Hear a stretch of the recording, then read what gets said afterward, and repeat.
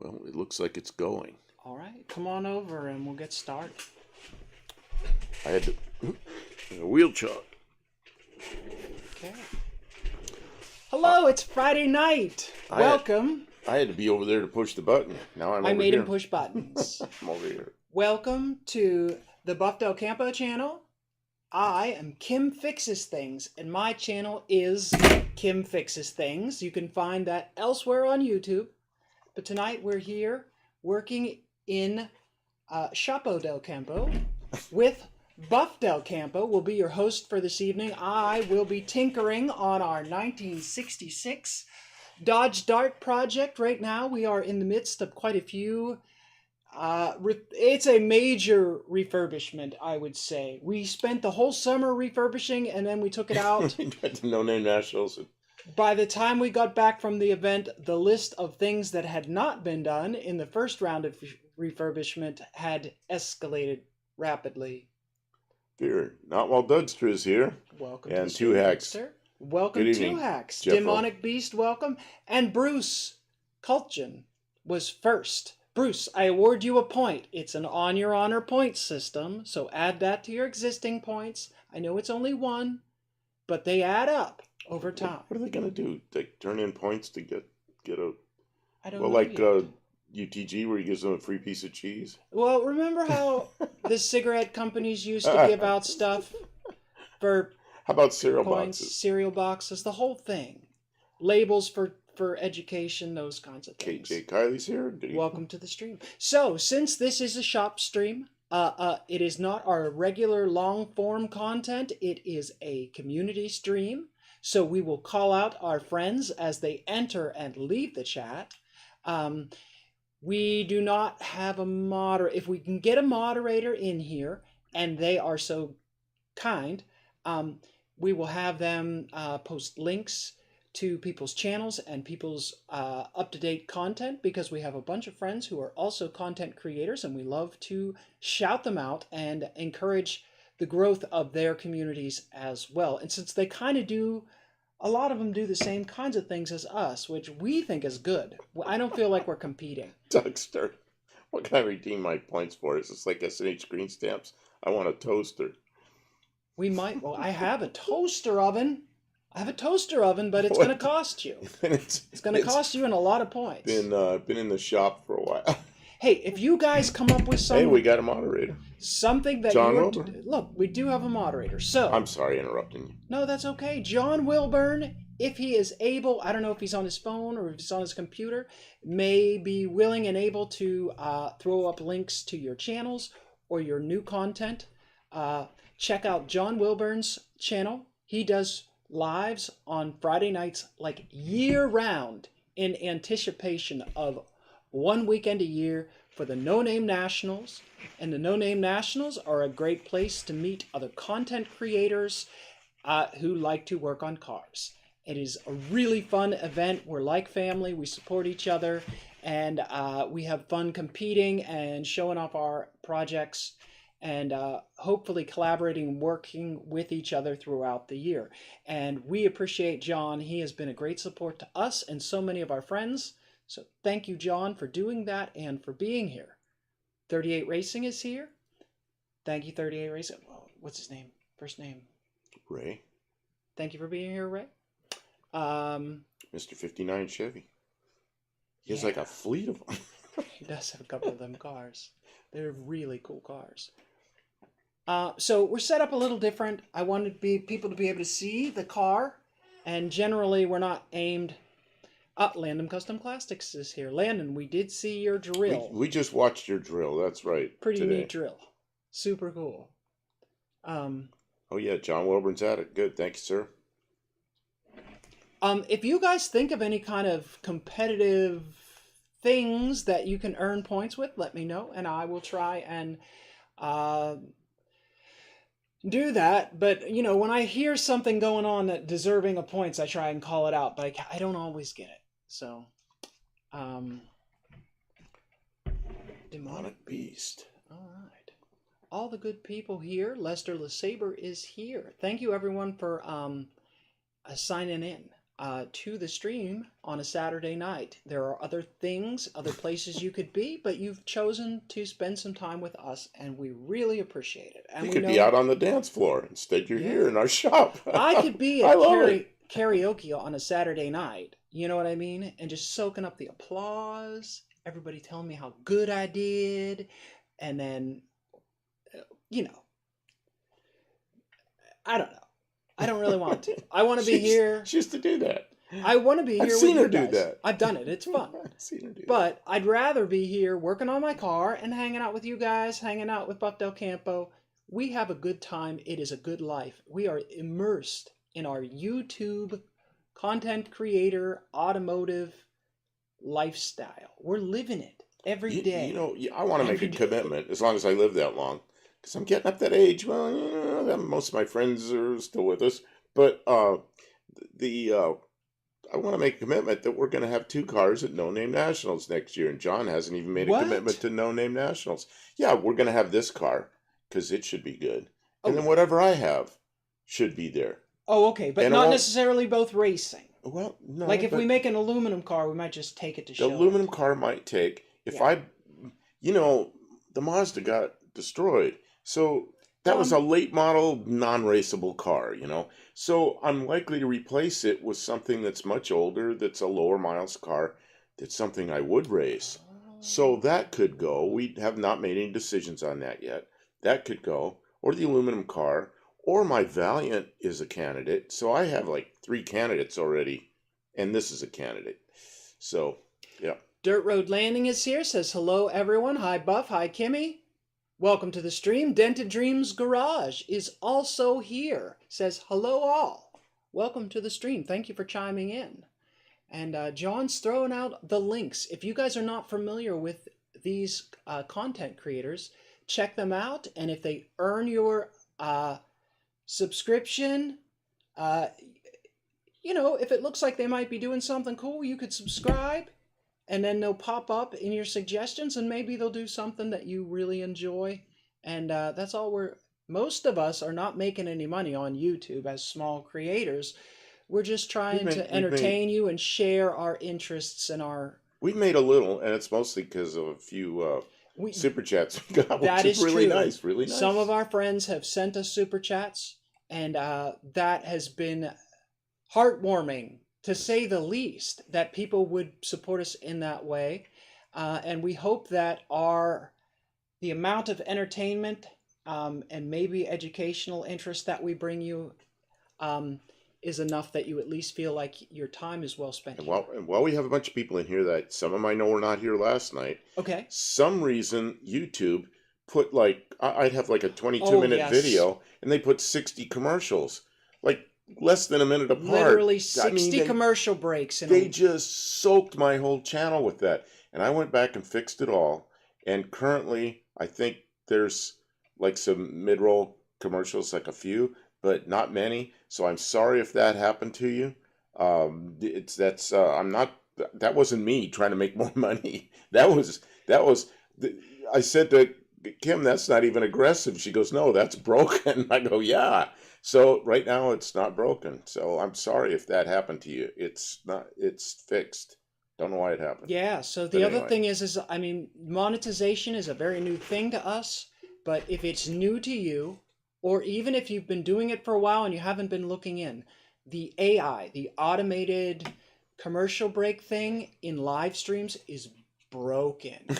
At least ours was. Broken. If you have monetization turned on for live streams, go and check where it's assigning commercial breaks, because I was getting ads like every 3 minutes. I was rewatching a stream to see what it looked like. Some of them were less than a minute. And it was like, why am I getting all this? Because I don't buy the YouTube subscription. So anyways, you might not notice it ever, because who watches their own streams except to back check if it's working or not, and the AI commercial break thing is broken. So maybe that will help you out, because nobody would want to watch that content the way it was breaking. Yeah, that's what I'm saying, is check your own stuff. Be aware that when monetization starts, that you cannot trust AI, because it wasn't just bad, it was broken. Oh, it's terrible. It's like broken. Nobody wants that. Okay. So anyway, I Dougster wanted to said, mention that. I wanted to mention that before we go any yeah, further. thank you, because it really, a lot of us are doing content. Dougster says, I picked up a spiffy new, in the box, but 8-year-old, new old stock, glow shift air fuel ratio gauge, complete with wiring and a new Bosch wideband O2 sensor for cheap yesterday with 10 color options. Well, that's Those are cool. cool. That's cool. Really cool. And it's interesting to see, and it's an excellent tuning tool if you don't mind adding a little bit of new school into your old school ride. Um, let's see. Dirt Road Landing says, today I learned to be careful when soldering 16 gauge trailer light wiring. I had to re-strip the wires and just use wire nuts and a lot of electrical tape to reconnect them. Wire nuts. You're not supposed to use wire nuts on anything that's outside. Silly, silly man. Maybe it was inside trailer. LP94, that's Lars, says, hello, folks. Welcome to the stream, Lars. JB is here. I don't think that's the same JB. There's as two JBs. That's JB's friend Lars. I think that's JB Texas. JB, I think. JB, welcome to the stream, says, howdy, all. JB has sent me a couple of emails helping me try to locate a replacement for the Mazda, and I thank you for that. It's helping. Oops, I have sound on my phone. I was watching the other JB and Lars testing out their Blazer. JB rebuilt the what is that part that's at the end of the four-wheel drive transmission, like transfer case kind of thing? And they were out there driving it around, testing it out, and it seems like it's back on the road. No spoilers though. Watch it yourself. They did some nighttime testing on the old Blazer. Dougster says it will help my total AFR, but I will still have to read plugs and make sure my AFR is right on all 8. That's true. It's only like it's a tool, but you cannot trust it across. You got to learn how to use it. You got to learn how it applies to your engine. But like if you're getting a miss on one cylinder, it's gonna start to be out of whack. It's gonna tell you that you have to look. And Lars called out everybody's name all at once. Seems to be running fine. That's great news, Lars, because they were worried that there was something wrong in the transmission. Not that. I guess it was making noise because one of the forks have like not rubber but Delrin kind of like sliders on the forks, and I think JB said one was missing or they were worn out, and then the fork was all worn because it had been rubbing, so that would probably make a horrible grinding noise and not engage properly. Anyways, seems like they got it fixed. Dirt Road Landing is hopefully clarifying. So when I soldered the 16 gauge wires butt spliced, after about a year they just separated from underneath the insulation. After I reconnected with the wire nuts, I used liquid electrical tape. All right. Yeah, maybe that worked. Trailer wiring is always... Did you see yourself in a Coupe de Ville? Probably not. Big giant tires. I think it depends on big block Chevy. I think it depends on what year Coupe de Ville. I'm not a Coupe de Ville kind of guy. The only Cadillacs I really like, surprisingly, like this. If any of you remember this, 76 through 79, Cadillac Seville, which was kind of a glorified Nova chassis, but much heavier. But they had a 350 Olds in them. I guess that's okay. I kind of like those cars, but they're heavy. Man, I'm looking for something lighter. I'm looking for something that when I put a big engine in it someday, it'll go like crazy. Yeah. But yeah. Thanks. Thanks for thinking of me. Dirt Road Landing, the other thing about trailers is you got to check the wiring on your trailer once a season, maybe twice a season. Just make sure it's all there, because trailer wiring takes a lot of abuse. The biggest problem I've had with trailers over the last 50 years of messing with trailers is grounds. And usually when I start having problems, I start looking at grounds and find a big corroded mess somewhere. Or even a little corroded mess somewhere, and it fixes it. Yeah, and it is tough to splice wires without them falling Oh, apart. I have had struggles with trailers When over I the got years. my trailer, the old country hillbilly who sold it to me, he had used extension cords Oh my God, and this wire guy! nuts to put it all I went there, and the guy together. says, the guy goes, "Well, I just rewired the lights." Okay, so we get there, and there's like Romex and uh, what do they call them? Extension cords and stuff, and wire nuts. And we kind of looked at it and got it home and fixed it. So Oh, I you know how we got it home? With your trailer lights, didn't we? yeah, we used my trailer. I You have know the the magnetic magnetic trailer kinds. lights? That's how we got it home. Yeah, because it was bad. So I brought out the things that we're gonna probably be using tonight during tonight's stream, because I'm gonna be working on the Dart a bit. So I want to show you guys that stuff, and then I got to get to work because I don't want to be here all night. But he'll be here to entertain. And you guys are allowed to have conversations in the chat that don't involve us. We're okay with that. Are you set This up is for for community. Are you set up for a second camera tonight? I do. I dumped all the files off of the camera, and So it'll work real well. Okay, yeah. We'll sometime be able to- after we get going, we'll split screen at least part of the time so you can see what yeah. Kim's doing. Well, with the car. I even set it up so there's a couple of choices. When the second camera there's is on, something it'll be in else. the That's big that one. black square. Okay, And then this is an even smaller big black square. so you can have a large portion of the But screen. but Okay. that will be the camera number 2. So like when I'm crawling down under the car to work, I can at least show you what I'm doing, and not everything is interesting. And then there's you don't realize it until you're trying to film, but there's a lot of going back and forth and back and forth and back. I've got a bolt that needs cleaned. I go over the wire wheel. I come back over here. I crawl underneath. I realize I don't have the wrench I need to get out. I get the wrench and I go back under there, and there's a lot of dead air. So having two people, one person working and the other person just chatting. So sometimes she says to me, just shut off the camera, and that's what she's doing, is running around or doing something. And then okay, put it back on. And the name of that cat is El Gato. There's some reason we call it that. There's a name on something that says El Gato. So she'll go put I've explained it before. I'll explain it again someday. She'll say, put El Gato back on. I'll click, and then we've got the two cameras. That's again. camera 2. If you guys notice that something interesting's happening in the background and you want to see what it is, you can demand camera 2. I demand bring camera out 2. the cat, Yeah. and we will turn El Gato on, and you'll be able to see camera 2. Also, electrician recommend covering the ground screw with petroleum jelly to protect it. Yeah, to keep water out of the connection. That might help. Yeah. Although petroleum jelly, isn't it water soluble? No. Oh, it isn't? Oh, okay. No, it's petroleum. Well, yeah, but it's kind of light. Salt water will dissolve grease, though. So the thing is yearly or every other year, you're going to have to do some repairs on your trailer wiring. It's just inevitable. Ray, working on cars is an exercise plan. You know, that's what happened to me in the I've really noticed it in the last year. Countless stairs. The last year, getting out from under cars has become really painful for me. I get up and it takes me like 20, 30 seconds to stand up straight again. And so I kind of avoid it, and Kim just jumps under there. So yeah, but I've been paying.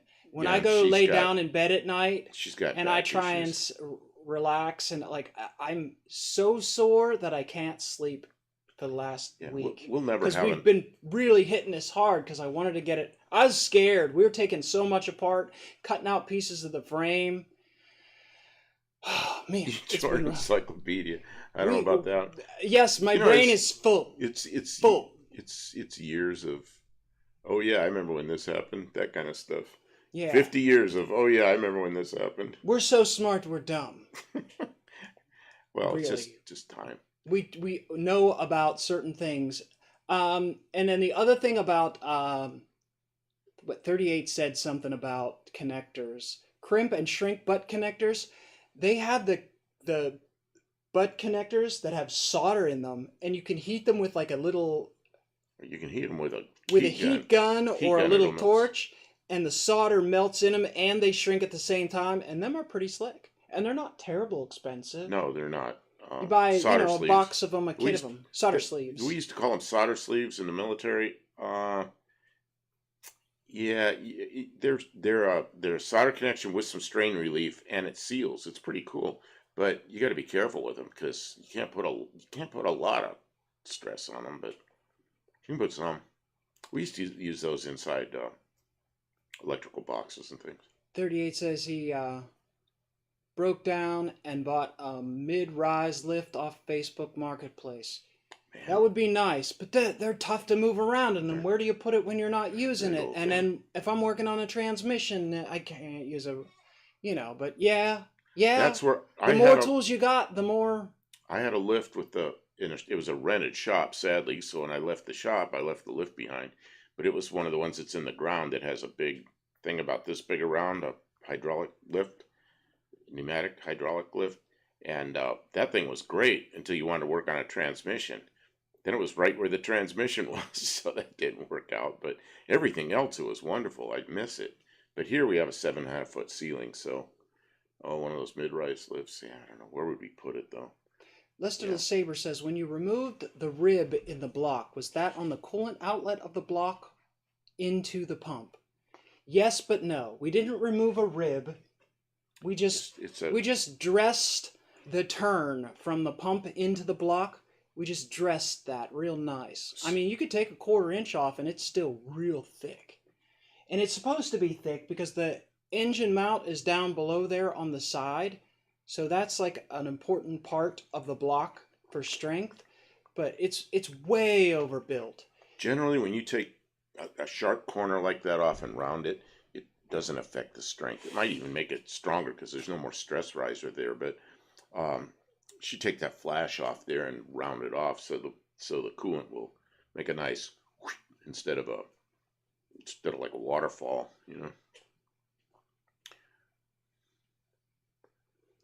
What about the portable hoists that lift only 4 to 5 inches? That sounds interesting, Dougster. It's on my maybe list. Well, we have a jack right now that I bought when I got the Corvette, and I got 4 big jack stands, and I could get that Corvette 41 inches off the ground. I could sit under it, and we still have that stuff here. So, yeah, that big jack so we is can do that. nice. It was the biggest one that Harbor Freight had at the time. They don't have that anymore, but I'm sure you can find one that's similar. Jack way up and put 4 big jack stands under. It's amazing how high you can get the car and still have freedom underneath the transmission area. Dougster, my goal is to be done working under the car, as if that'll ever happen. But 38 says I use HF wheel dolly. Harbor Freight wheel dollies. Yeah, Harbor Freight. Yeah, I guess to that's move HF. around the center. We don't have we don't have enough room to move. I don't know where we'd move it to. We're working on it. We're working on it. This shop it's getting bigger because we're organizing, but yeah, slowly getting bigger. We need a storage building. But still, you know what I've thought about is a container, getting a 40-foot container. Mm-hmm. But we don't have a lot of flat ground, so that means the swimming pool. That means we got to. Once we get the swimming pool out, but I hate to put a storage container up front right beside the house. Me too. Yeah, I don't think the neighborhood. Yeah. But we'd have to flatten out an area that's enough to put a 40-footer. Out back, there's no flat though. And 40-footers actually, for the amount of storage area, they go for less. It's not like double the price of a 20-footer. It's less than that. So those 40-foot containers they're pretty nice if you have a spot that's flat enough. You ever watch Bad Chad? Man, they got 40-foot containers all over their property. And they have that huge new building they built. And they have that huge building. But, I mean, he stores a lot of stuff in 40-foot containers. Yeah, and he just builds stuff. He never sells anything. So, but he has flat ground. We don't. So we'd have to. But we have a skid steer, and we could probably over some time flatten something, but it would take a while. Yeah. That's not the right tool to do it. Yeah, but it can I'll beat it up trying to flatten too much property with it because it's really light duty. Dirt Road is enjoying a White Rush. Oh, enjoyed a White Russian earlier and is drinking a spiced rum and coke. Spiced rum and coke. Nice. What are you drinking, Buff Del Campo? This is I don't know. It's pure blue alcohol. No, it's not. This is a cleaning solvent. What the hell is it? I don't know what it is. It's Skittles water, in a jar. It's water and Taste the some rainbow. one of these little packets that has flavor, and it's it's Skittles. all the way over there. It's Skittles flavor, which is kind of silly. I bought a I buy, when you go to the store, I buy boxes of these things. They're like $1.25 for boxes of these things you pour in drinks to flavor them. And I get all different flavors. And one of them said Skittles. And I went, I wonder what that is. Got it. Put it in here. It turned blue. So, I don't know. It kind of tastes like Skittles, I guess. I don't think I'll buy it again. But it was worth the It was a experience. try. Yeah. White Russian sounds good. Actually, the spiced rum and Coke sounds good. But, you know, something I probably had my life's allotment of alcohol sometime back because I'm a diabetic, and if I drink alcohol, it's just like drinking pure sugar, and the blood sugar goes up, and then it takes me 3, 4, 5 days to get it straightened out. 38 Racing says it looks like windshield washer fluid. Windshield washer fluid. Maybe we should pour this in the windshield washer. Let's not. Dihydrogen monoxide. I may just have myself a dihydrogen monoxide myself. Oh, yeah, monoxide. Okay, I always says I think that's what I'll be drinking oxide, tonight. but Usually I bring myself up one of those red Powerades, but I didn't. If I have to go up to the house, I'll grab myself a red Powerade, but I think we have everything tonight. Speaking of having everything tonight, I'm getting so distracted because you guys are being interesting and telling and keeping the conversation going. dihydrogen monoxide. I used to call it dihydrogen oxide. And I was working with a doctor, and he thought I was serious. And he got mad at me. He goes, "It's water's not an oxide," you know. It's like he couldn't understand that I was telling a joke. But anyway, go ahead. So I have the caulking gun, and I have some Caulking. What is that? Dynaflex crack-proof elastomeric exterior sealant. What are you going to use that on? I'm going to use it. It's just seam sealer. You're going to use that for seam sealer? Yeah. It is not to fix the welds. It is to protect them from water getting down inside of them. Yeah, I mean the welds are there. They're fine. And I mean, I actually would prefer to be able to see them so I can inspect them. But also, the one that's in the wheel well, there's going to be water splashing in there, and I don't want water always creeping into the same spots. So you're going to put a smear of that in there. So I'm going to put a couple gobs of this in there, and my welds are ugly, and that's just life. This will make it last for a long, long time, or it'll peel off the first time I drive down the road, and I guess we'll find out. So that's one of the things that's on my list. It doesn't take long, and I probably won't record it because no one cares, but I'll show afterwards, look, I put seam sealer on, and then you will know what it was. So this is, I thought that we had replaced all the suspect brake lines, but that was not the case. This is, and I showed last night, but maybe you didn't see, this is the rubber line that was on the driver's side. The passenger side is newer, like the fitting here, you can see is shiny. It still has the anodizing on, so the passenger side is fine. And then see, I had to take all the brake lines apart at the block. What's the block called? The distribution block, because it's a single pot. Anyways, it was on the frame rail right where I needed to weld. So I had to take all the brake lines apart. And then when I took this, when I tried to take this out of this hose, it's just seized in there. So, I mean, it's just a little piece of brake line. I bought a new piece of brake line. Oh, that's too long. It's a little bit long. So I may... It's like double. I may cut one end off and shorten it a little bit before I install it so that it fits real nice. You're usually pretty good at making I'm real good with a double flare tool. Even the cheap one is fine. Landon's truck flings mud, Dougster. Those are racing stripes. I use quad sealant on my taillight box wire hole for my trailer. That's right. Goob it up. I need liquid nails now! So this is going in, and then I gave Buck Del Campo the other thing that will probably be, once we get the brake lines on here. Oh, this is taped together. That's why I gave you that and the scissors. That's why you gave me scissors. We're going to try and get the brake lines on there, try and start bleeding them. Everything should bleed because we just put the rear end in and we bled both sides of the rear end. So I know both of those bleeders work. And I thought that we were into this one already. So hopefully we can crack the bleeder on this side and bleed the passenger side without replacing a wheel cylinder. And I already replaced the wheel cylinder on the driver's side yesterday. Outer wheel bearing. So the wheel bearings, when we took the hub off, the wheel bearings were scorched. There's all kind of pieces. The races are fragmented. I'm surprised we made it back with that bearing. I mean, it probably was roaring and... That bearing, well, it's... Oh, this is the inner wheel bearing. That's the...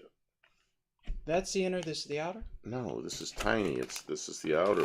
Why is this? This is A4. It should be the inner. Well, something's wrong. Let me see it again. Let's hope it's the right things. We might be stuck. No, that's the right one. That's... There's small bearings on those Where's little... the inner? Yeah, where's this? Did you get another seal? No. Really? It'll seal enough.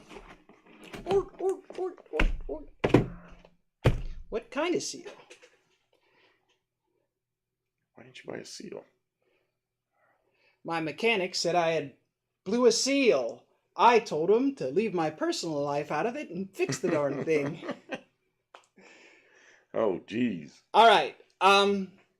So, lots to do, but this is the Buff Del Campo channel. So you guys get Buff Del Campo. Buff Del Campo, though, has to make more shorts. We did make one. We made one short just before we should make more than one because I'm going to the hospital on Monday and getting a procedure, a medical procedure, and I may be down for a day or two. So I'd like to be caught up on that. If you're curious, we will not be here tomorrow night, Sunday, or Monday night. We're not going to be. We're trying to get our schedule back because she's got to go to surgery in the daytime, and we've been pretty much night people for. It's more than an hour drive to the place that we have to do the surgery procedure, and then we'll be there for more than an hour, and then we have to drive more than an hour home, and probably in traffic by then. I'm sorry. I did my best. Sealy Dan. And so you guys. I appreciate that they understand my humor to some degree. To any degree. That sounds like something that's rubbed off from what's his name in New Zealand? Yeah, you've been hanging out with Dean Stevenson. Been hanging out with Dean Stevenson too long. Too long. It's getting weird. It's too early for the weird hour. So you guys have to talk about cars or whatever you want because it's our community stream. And yeah, that's enough intro.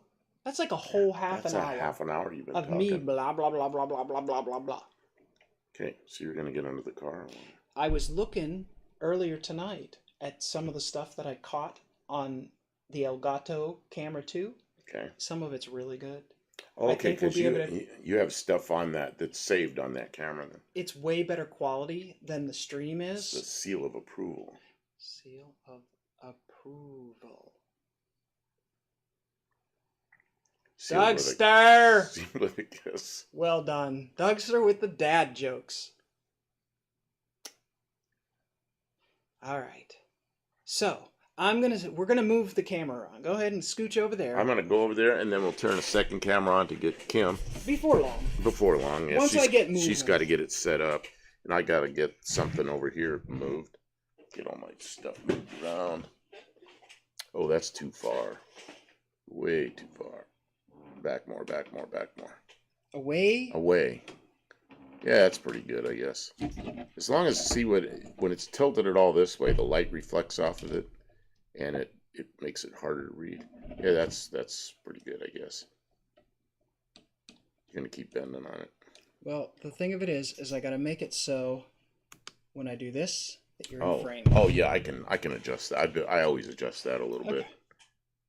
So yeah. All right, but for now, you guys are here. Did you even show them the bearings, or did you just? I just held them up there. I held them up. Well, they see them. You know, people know what bearings look like. Do you know what bearings look like? They do.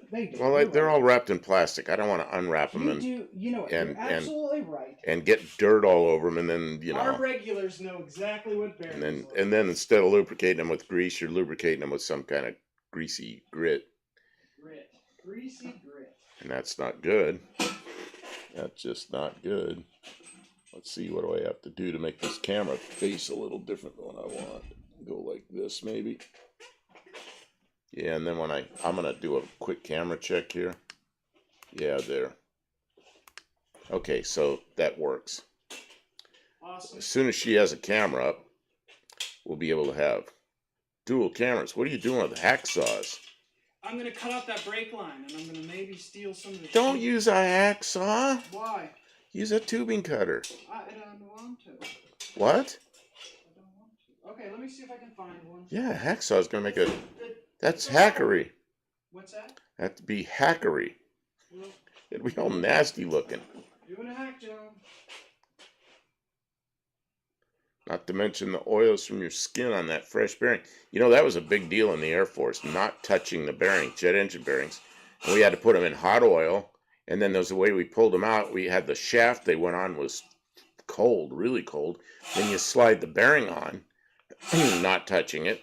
And then it would shrink down and it was a press fit onto a shaft. But we weren't allowed to get our fingerprints on.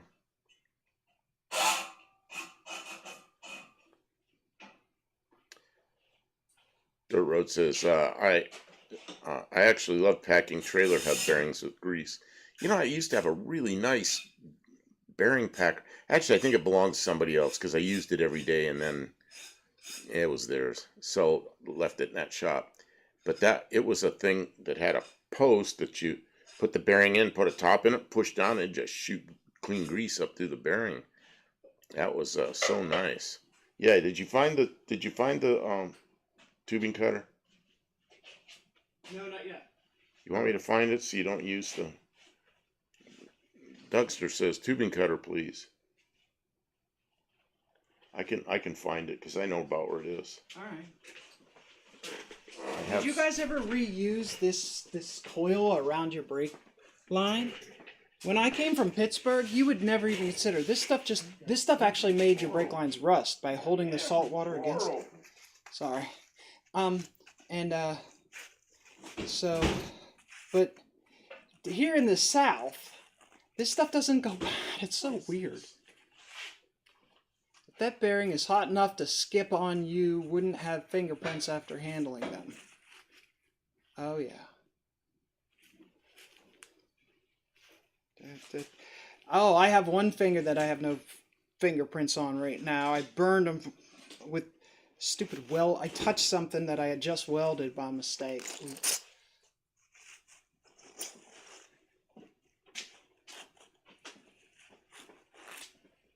Oh, wow.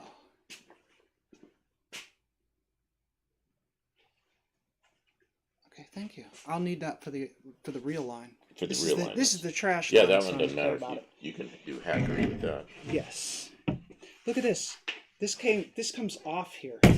Yeah. I'm gonna put it on the new line. Needs to be clean and painted. Painted. Paint it purple and put it on there. Look like something. Yes. That's exactly Look like a new what I Chinese want to do. brake line that's purple. Paint nothing purple. Yeah, I know what you're talking about. Just shove the bearing into the grease container.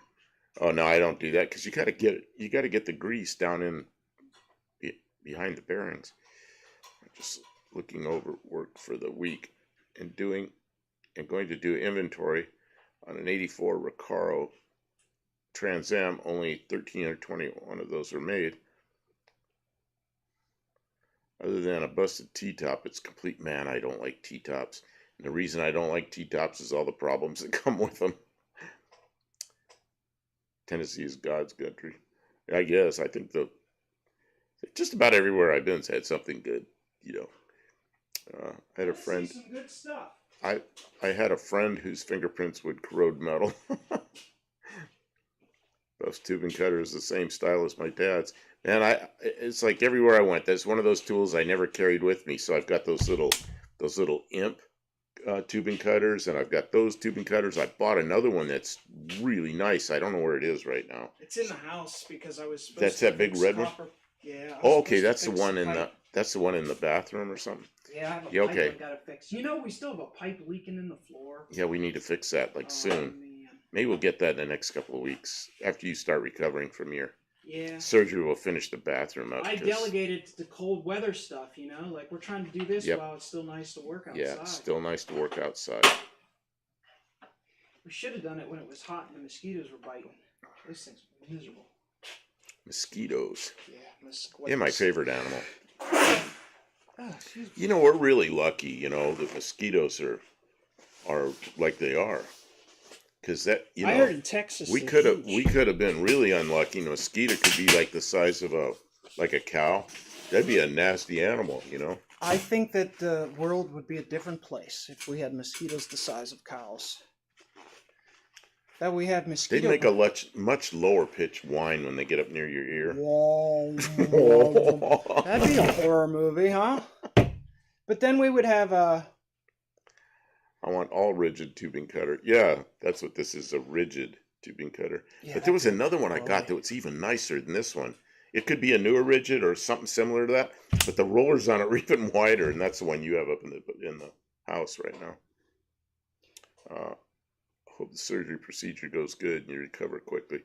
Yeah, we're hoping the same thing. Thank you, Dirt Road Landing. The thing of it is it's Monday afternoon, but it's like a walkout procedure. Like they don't even take you out in a wheelchair. You just walk out to your car. I can't believe they do neck surgery on somebody and they walk back out. They must know what they're doing. It's a very. We're doctors and we're practicing.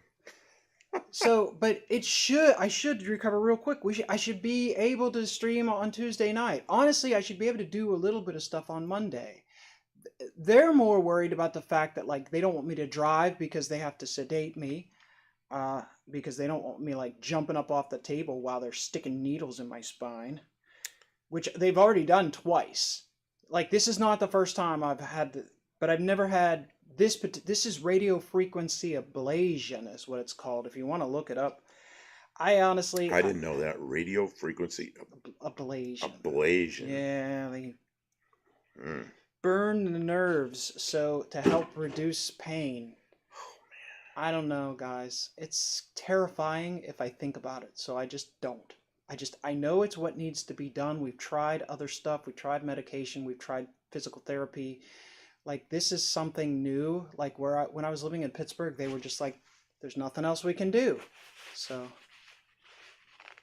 38 hip replacement. Yeah, they want you to return to normal activity as quickly as possible for any kind of procedure. They don't want you to be stuck in that rut. She told me. Can I talk about one of your surgeries where you went to physical therapy afterwards? Yeah, sure. She told me this, and she got so she couldn't even walk, and they did some surgery on her back. And she came out and they wanted to give her pain medication. She's saying, well, I don't have much pain now. And the pain was so much less after the surgery. Oh, yeah. Because she felt better and she didn't want pain medication. I had a broken back. It hurt like hell. They did the surgery and it relieved the pain. And then a few days later, she's in physical therapy and she's doing steps and stuff. Yeah. They couldn't believe she was... They were like, can you do the stairs? I'm like, is it okay should I stop if it hurts? And they're like, well, just don't rush it. So I went up the stairs and they were like, well, did that hurt? I'm like, yeah, it hurt a lot, but I could do it. Not like it used to. It always hurt. It's if it always hurts, then at some point, how much does it really hurt? Anyways, guys, I appreciate all your thoughts and prayers, and then we'll get there. And I'll make sure we're stream on Tuesday. If there's any kind of complications or issues, I'll have him leave a post to update. But there's not going to be. We're gonna tell ourselves that everything's going to work out. I think perfect. Something bit me up here. I keep messing with it. Now there's a bump. Now there's a bump up there somewhere. Oh, you got it scratched open. Yeah, I was a dumbass and I scratched it. I can't. Oh, yep. There's the mosquito right there. The little bastard. Mosquito got me? Yep. Are you kidding me? It's like 60 degrees outside. There's still mosquitoes. Is he dead? I think. I don't know. I can't tell. I couldn't drive after my... Well, yeah, because they put you to sleep. When I had my wisdom teeth done, they did one side, did the other side. All they did was gave it a local. I drove home or drove back to the barracks. I was in the military. Oh, the guy that did the first side, he's got all this stuff crammed in my mouth and everything, and he's working. He goes, okay, now Airman, you're gonna hear a grinding sound like when you're at the dentist. And he goes, oh yeah, you're at the dentist. Some kind of joker, you know. But he did my teeth, and I drove to the barracks. Check that out. I put the spring back on. Oh wow. On the new line. Okay. Now all I got to do is flare. Are you gonna be able to flare that? Sure. Okay. My favorite YouTube couple. Oh, Junk Car Willie. Wow. Hey, Junk Car Willie, I went in your live tonight earlier, and all I could find was a black screen, so I don't know if it had ended. I don't know what happened, but all I could get was this spinny thing and a black screen, and there's all the chat, and I finally gave up. I wrote something in there and I gave up, but I don't know what happened. I scratch all mosquito bites, horsefly bites, chigger bite. Oh, chiggers. Oh, that's the worst. Till I bleed. Stops the itch. Well, what I've learned with mosquito bites, if I don't touch them, they within a half an hour they flatten back out and they don't itch anymore. Spider bites are a different story. They will go for a week or more. Oh, spider bites are the worst. And then, and it depends on the spider. Some of the ones in the desert in Arizona, they got necrotic venom. They'll be, it'll be months, and you probably end up in the hospital. And then chiggers. Oh my god, I didn't even know what chiggers were when I moved here, but I learned. Oh, sorry for shaking the table, guys. See, this hand shakes because I got a little something makes like an old person shakes. It's not too bad tonight, but it's shaking. But I was thinking if I put this hand on this table, maybe the resonant frequency would be different than the table shaking, and maybe they'd cancel each other out. Okay. I wish Dean Stevenson was in here to hear that. I'm sure he'd appreciate that. So Kim's over here going to do a double flare thing. Junker, I just got home from a local track south side raceway.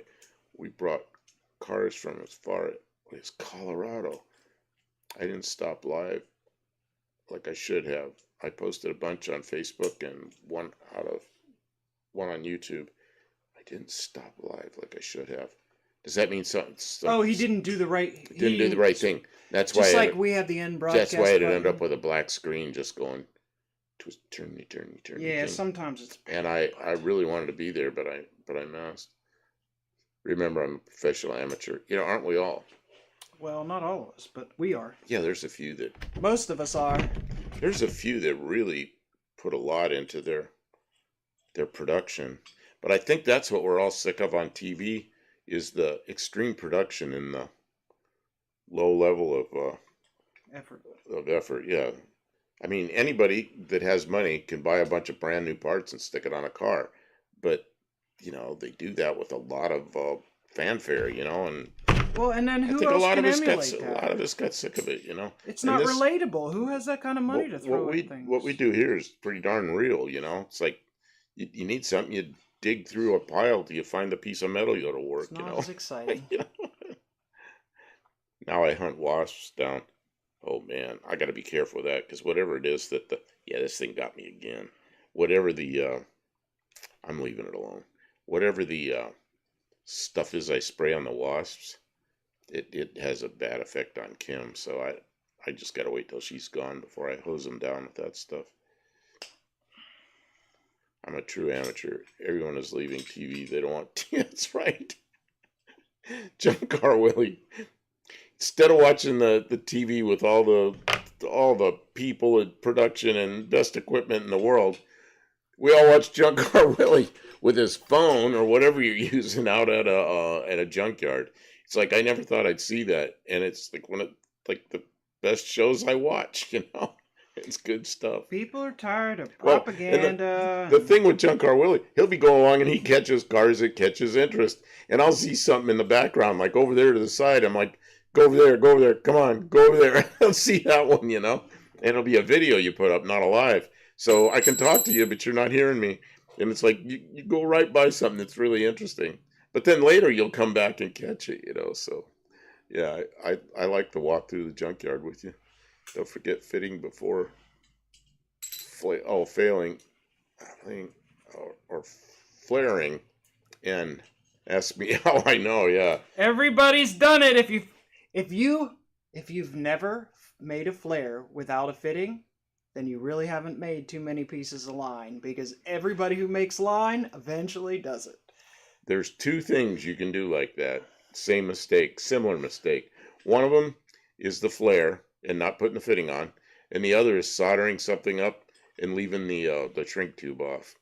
I've done them both too many times. I really get mad with myself with the shrink tubing when I see the shrink tubing on the table after everything's all together. It's like, well, Tomorrow at 6 is an interview with Roadkill David Freiberger's best friend and racing partner for 20 years, Keith Turk. really? A lot of people will be looking forward to watching that junk car, Willie. That sounds amazing. Don't get too sucked That's into an it. awesome opportunity. It's an opportunity, I think. Yeah, to get to meet somebody like that and interview Yeah. them, that's super cool. Super, super cool. Oh, it depends on who's interviewing who. So you're interviewing them, that'll be a good show. If they're interviewing you to go on TV, man, I don't know. Be careful. Or maybe it's a two-way interview. They're both interviewing each other. If they offer you an opportunity, I fully encourage you to listen to what they have to say. And Talk to somebody else that's done it. it might be amazing. It might be amazing, yeah. Gum out and bick later. Oh yeah, gum out and bick later. That'll kill the wasp. I was cutting a bush when I lived in Mississippi and unknowingly got into a fire ant pile at the base of the bush. My first experience with them. Yeah, That'll do it. they're not fun.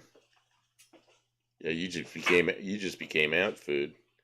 Oh man, you just became the enemy. Dougster says just gum. Excuse me. Hiccups. Just gum out. AJ works every time. Watch out for the surroundings, yeah. She'll light stuff on fire. Have to watch that one for sure. Yeah, if you're interviewing them, that's going to be good. Ducks are over in grog. Or remembering the fitting but installing it upside down. Oh no. Doug's. Oh yeah, that's happened. She says that's happened. I haven't ever done that one. But that would really piss me off. Yeah, you're the kind that gets mad. Oh, I would be really angry. If I did that, I'd be really angry. Because once you cut it off and do it again, it's going to be too short. It's going to be too. And then you need the brake line stretcher, which then you put it on the shelf and you'll use it some other time for something else. It'll sit there for 20 years. Yeah, it'll always be too short for anything else ever. Keith Turn hunted me down for 15 minutes. He said in interview, he thanked me for what I do. My excitement reminds him of the old announcers. Trust me, no one wants me on TV. Well, this is really good. Yeah, you're gonna pick up some subs this time.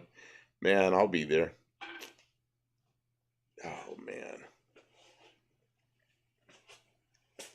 This time of year where I really start looking forward to the next year's No Name Nationals. And then John eventually comes up with a number. And then the countdown starts. And by the time the end of the countdown, I'm worn out. I don't even want to go. But then as soon as I get there, it's like, man, I'm really happy I'm there. It's like the event of the year for me. I just really enjoy it. And so right now I'm in the excitement part. Got to get another car. Got to get this one finished. Got to get the aluminum car done. Man, I'm gung-ho right now.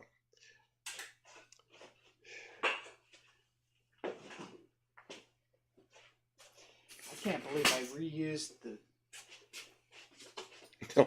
I love it. Don't forget the fitting before flaring. Yeah. Or the upside down. Jeez.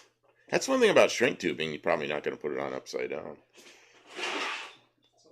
Kim, have you already got that flare? Yeah, it's ready to go. We didn't video it. I was sitting here just thinking you were getting ready and you're already done. I'm done. She already finished it. Okay, you got a camera down there? No. No, nobody cares about brake lines. Dirt Road Landing just sent us $50 for a gasoline fund. Wow, thank you. Oh my gosh, Dirt Road Landing, thank you so much. Thank you. That's incredibly generous. So how many points does he get? I don't give out points for money. You don't give out points for money, that's right. Okay, yep, that'd be like begging for money. Yeah, but that's incredibly generous. Gasoline fund. Wow.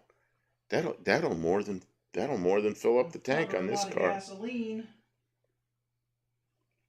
Wow. Yeah, that's a good one.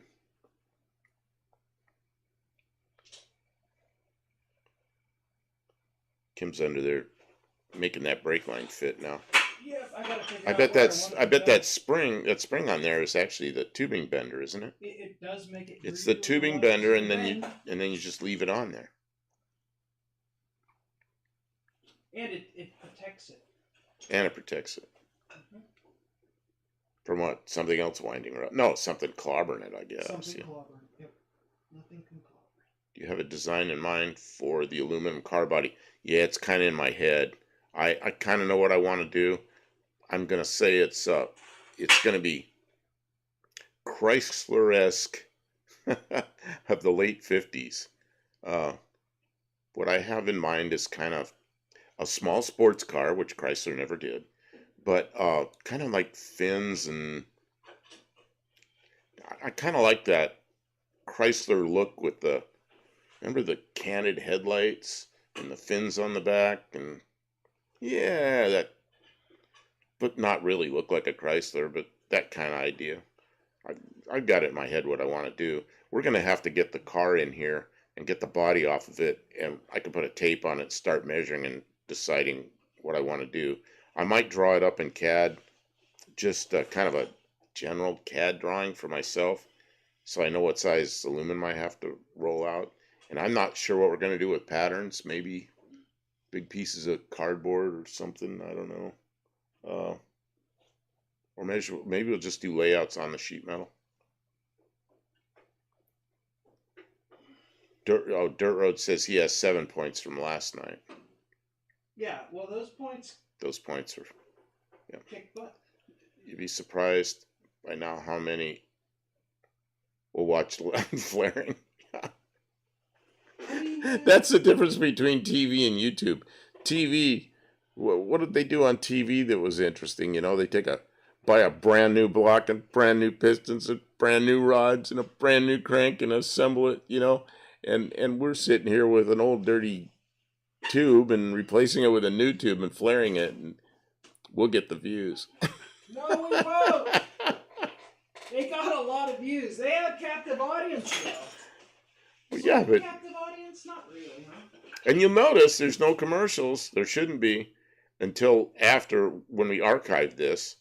I'll monetize it, but during the lives, I don't monetize it because I don't want people in like a bunch of commercials. That would really be crass. So I'd rather you get to spend the time in the shop. Like if you were sitting here, would I stick like something up in your face and go, "Here, buy this stuff"? This is our monetization. Uh, let's see. Dirt, save up for the toaster. That's what I'm doing. If Dougster's saving for a toaster, we're gonna have to get more toasters. I'll get more toasters. You know, I know what Kim will We do. got a pool stick too. We don't have a pool table. We have a pool We have stick. pool cue, but no table. You know what Kim did? She took that GoPro and put two little flat pieces of aluminum and made heat sinks. I'm thinking you could do that in exhaust manifold, then you just put slices of bread between the aluminum, and it'd sit there and toast with heat that's going to go away anyway. See, kind of makes me think of amphibious car. Yeah, it'll be lower and wider than that. But yeah, there people might think it's amphibious. I don't know. Sunbeam Alpine look with canted headlights. The one with the big tail fins. Yeah, the Maxwell Smart. Maxwell Smart drove was his a Sunbeam Alpine or was, I think his was a Tiger. Had a little smaller fins. Yeah, this isn't gonna have it isn't gonna have compound curves on it. It's gonna be more like an airplane where the curves are one direction at a time. Uh, how many times should be told you did it wrong? Yeah, of course. Shaquille. Good evening. How are you doing? It's probably not evening where you are. Don't know what time it is. One of the guys on Cold War Motors bought a 36 Chrysler Imperial with a straight 8. Car is rust-free and solid in Western Canada. In Western Canada, it's rust-free? Man, it probably couldn't get driven in the winter. What's up? Well, Kim's under the car putting a brake line in. I guess I should get the. And Dougster says it is a collapsible pool cue, or one piece, like a bar pool cue. I think this is one piece. In fact, it's sticking out, and it's just up high enough I don't clobber my head on it. Oh, it might be a collapsible one. Oh, it might be a collapsible one? Why is it sticking out? It's put together, but I don't think it has to be. Oh, toast, Dougster. Here's your toast. Toast. I think the point system rewards loyalty. Oh yeah. I think it comes apart. Oh, it is a two. You know what though? It's missing the whatever it is that the. A gasket. There's a grommet or something that's supposed to. Pool cue gaskets. Where it goes together. Where do you go by a parts store? Hey, I have a box of O-rings. I don't think that's a hose right. clamp there. A hose clamp. Couple of hose clamps. Piece of pipe. So we have the Got pool cue.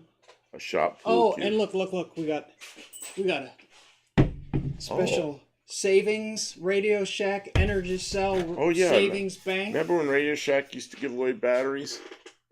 Well, this is a piggy bank, which is actually a battery bank. It's got a little rust on it though. It got a little rusty in one spot. That's patina. Patina. Oh yeah, it has patina. It's original. It's old. It's not reproduction. This is Radio Shack piggy bank put battery. Put that on eBay for $1 million. Oh yeah, we'll put that on eBay for $1 million. I finished my blue drink. Yes, I did. Drain plug. Will a drain plug gasket work? Oh man, I can't tell that story, or can I? It's your channel. Drain plugs. Drain plug gaskets. Oh man, how do I tell that story and not give away any secrets? I don't know. There was a guy that it was years ago, and we were setting up a shop. Let's say that. And he would not say that shop was ready to go because one of the things he had in the shop was a Kawasaki mule that was used to drive around. And whoever made up the list of stuff for the shop, one of the things they put on the list was like some stupid number of drain plug gaskets for that thing, like 28 or something. And Kawasaki had run out of them. And all I could get was like 15 drain plug gaskets, so I gave them to him. And he would not open that shop till he had all 28 gaskets. Because it was on the list. And I took a lot of heat for that. Yeah. Just drain plug gaskets. I always think about that.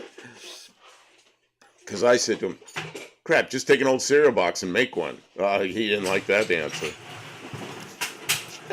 Or how many times you going to change the oil before the next order of gaskets comes in, really? Yeah. I had a battery of the month. Battery of the month car when I was a kid. Wow. I didn't have anything like that. I remember batteries, you go in and get them. You had something they punched or something, you went in and got batteries. From city to city, coast to coast, people always ask me what I like most. I don't want to brag, I don't want to boast. I just tell them, yeah, toast. Toast. Dougster. Yeah, toast. I'll give you no secret to toasting perfection. Just turn the knob in either direction. Dirtrud says he'll give us $14,700 for the Radio Shack piggy bank. Points? No, he has a dollar sign there. He doesn't say anything about points. No, we're holding out for our millions. Kim says nope. Turned it down. Holding out for our millions. Yeah, we're putting it across the auction block at Meckham this weekend. Oh, they're gonna go to Is that how you pronounce that? Meekum or Meckum? Meekum, I don't Yeah, know. the big the We've already committed to there. They're gonna roll it across the block, and Kim was telling me about that auction. Hoovie's gonna be there. We're gonna sell it. Big money. Yeah, we'll have Hoovie hold up this Radio Shack battery Big money. thing. Oh, Battery of the Month Club card. Oh, okay. Yeah, yeah, card. Yeah, I remember those things. I had one of those. And I might have got a free battery or two, but mostly not, because I bought stuff there, but not that much. Wow, Kim, you got a big stack of tools that just came out from under there. Well, I know. I had to use a Wow. bunch of stinking tools. That's what I don't like about working under a car. You need one more tool, I'm then another telling you. tool, then another tool. And you know, pretty soon the whole toolbox is piled under the I'm so car. tired of And the this. creeper won't roll around, or you forget the creeper, and then you're rolling on the tools, and it hurts your back. And pretty soon I get mad, and I put all the tools away and start over. All I'm really doing is trying to make room so I can turn the camera on. Just trying to make room to turn the camera on. Okay. It's getting there. I'm washing my hands now, so won't be long, guys. You'll be able to see what I'm doing. I stopped. Got a lot of the way there, so. What is this? Push down the lever and the wires get hot. That's the toaster. Yeah, all you got to do is put the bread in the swat, push the lever down, and the wires get hot, and you make toast. You know, my mother had Yeah, one. toast! Sorry, that's a... Yeah, I know. He'd see what he wrote there. Yeah, Dougster. it's a song. Yeah, toast! Yeah, toast! Here we go. More from Dougster.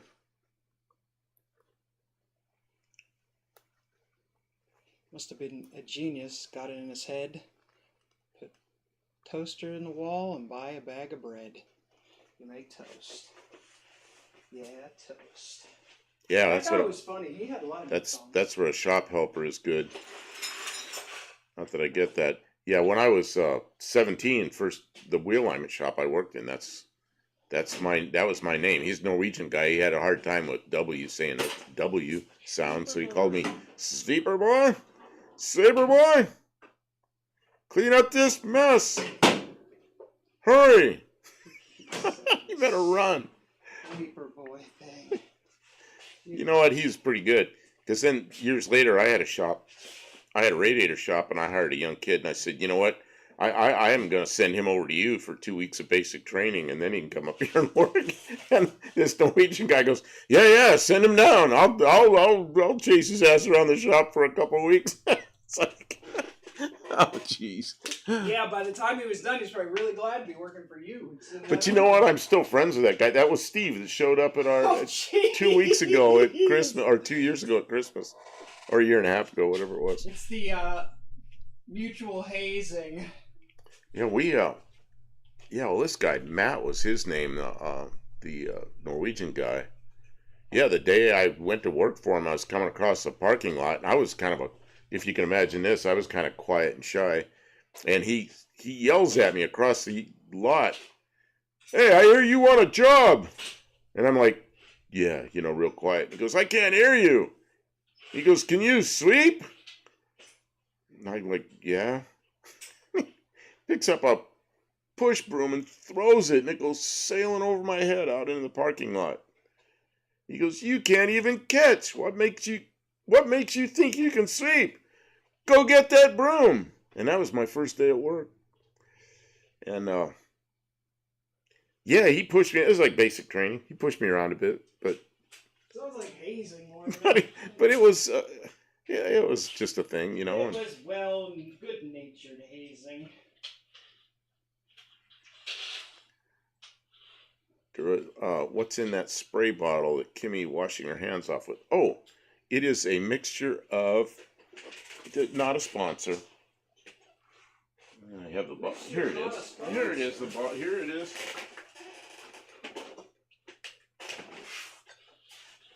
Simple Green, and that's not so Simple Green because it is.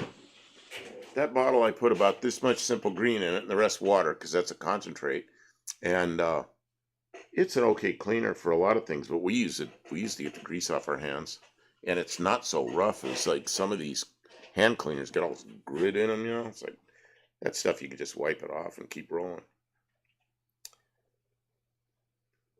Tim's here. Thought I would stop by, taking a break from working on a video.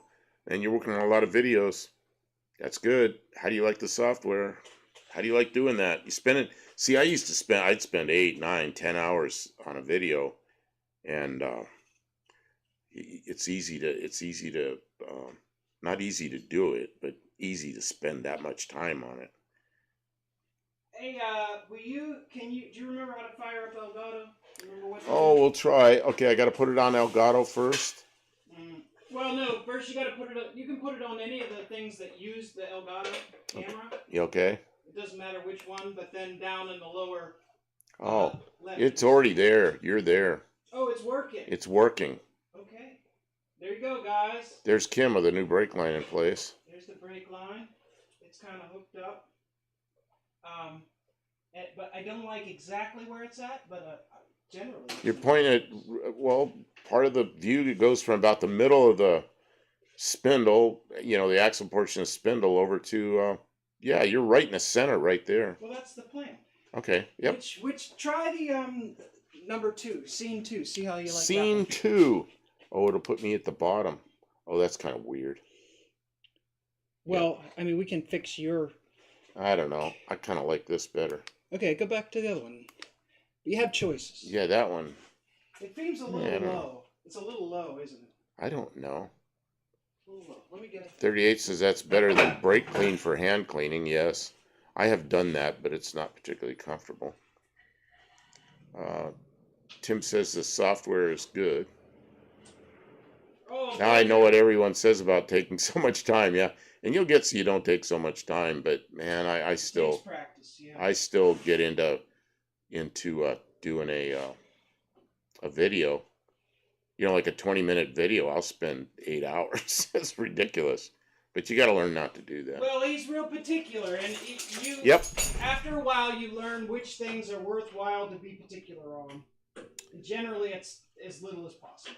Dougster says I use Dawn dish soap and a sprinkle of borax probably if needed, but most of the time Dawn that's it. It's amazing. My favorite car wash soap too.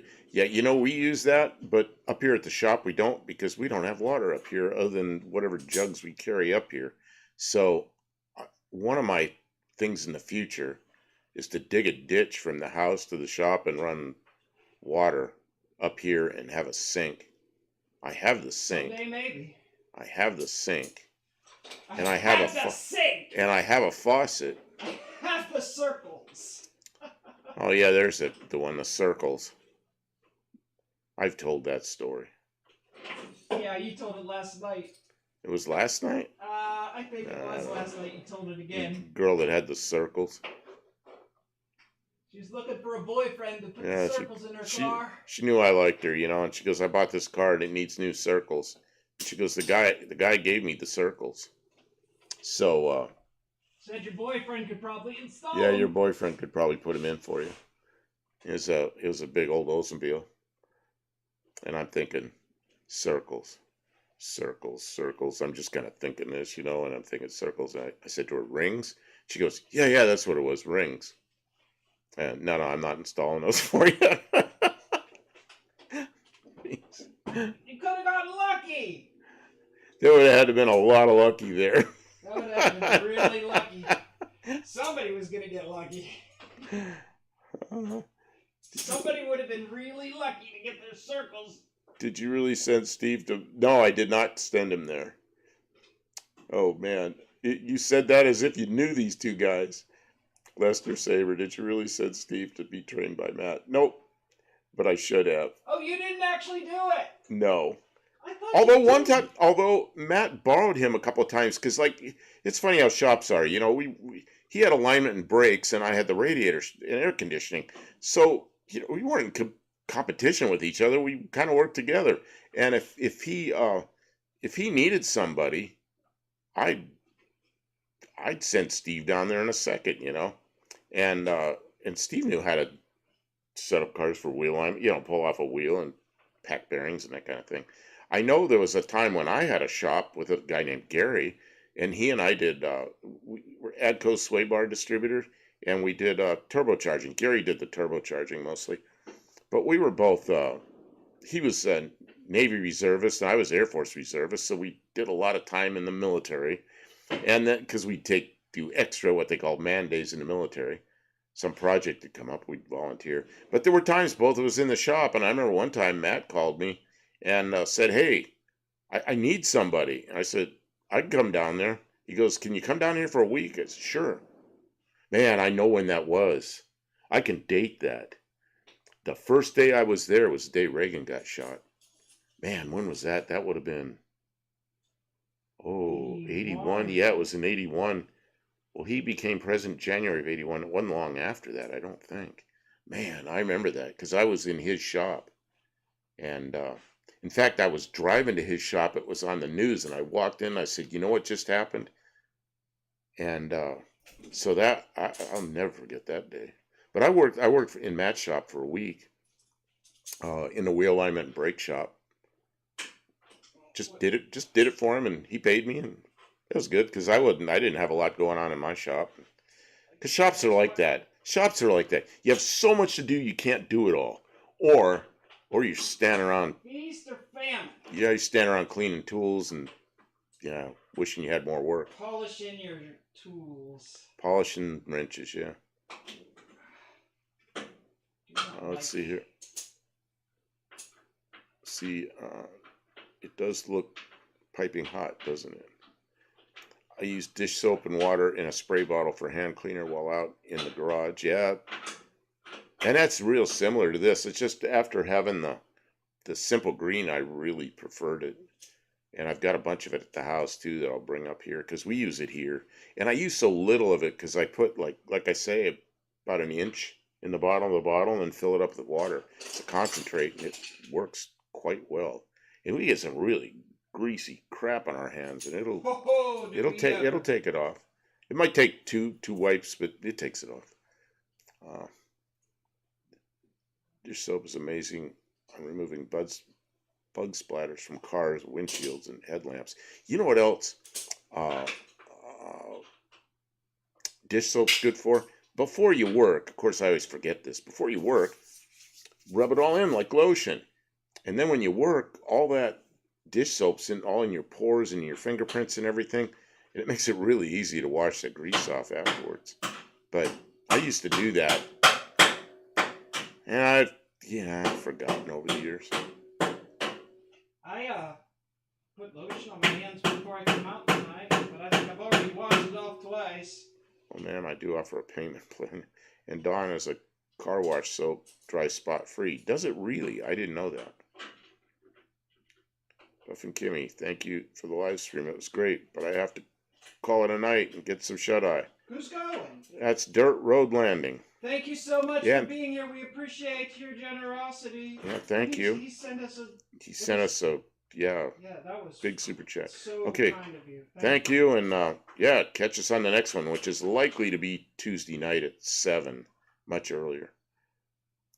Bad when someone brings in something they need now, but it broke last week. Oh, that happens all the time. Yeah, I said, right there. Working in law enforcement, I said that's just as bad as being a mechanic because everybody you deal with is pissed off at you to begin with because something happened. And then being a mechanic, it's the same thing. The day they walk into your shop, they're already pissed off because their car broke, And surprisingly, a lot of people are good about it, but still, building airplanes was a whole different story. You're building new airplanes that somebody saved their money and they want an airplane and they want a custom built airplane. That's pretty cool.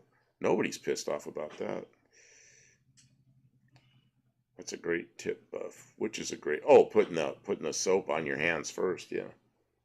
Who was it? First Responder Garage I was watching, and he was saying how working as a first responder, he was frequently meeting people on like one of the worst days of their life. Yep. That's right. And he was really tired. He said, I appreciate that I've been able to do that for people, but I don't want to keep doing that. So, yeah, that's The difficult. those guys that picked me up in the ambulance, you could tell they were sick of that work, but they were good about it. But they're all business. Looked like I missed it.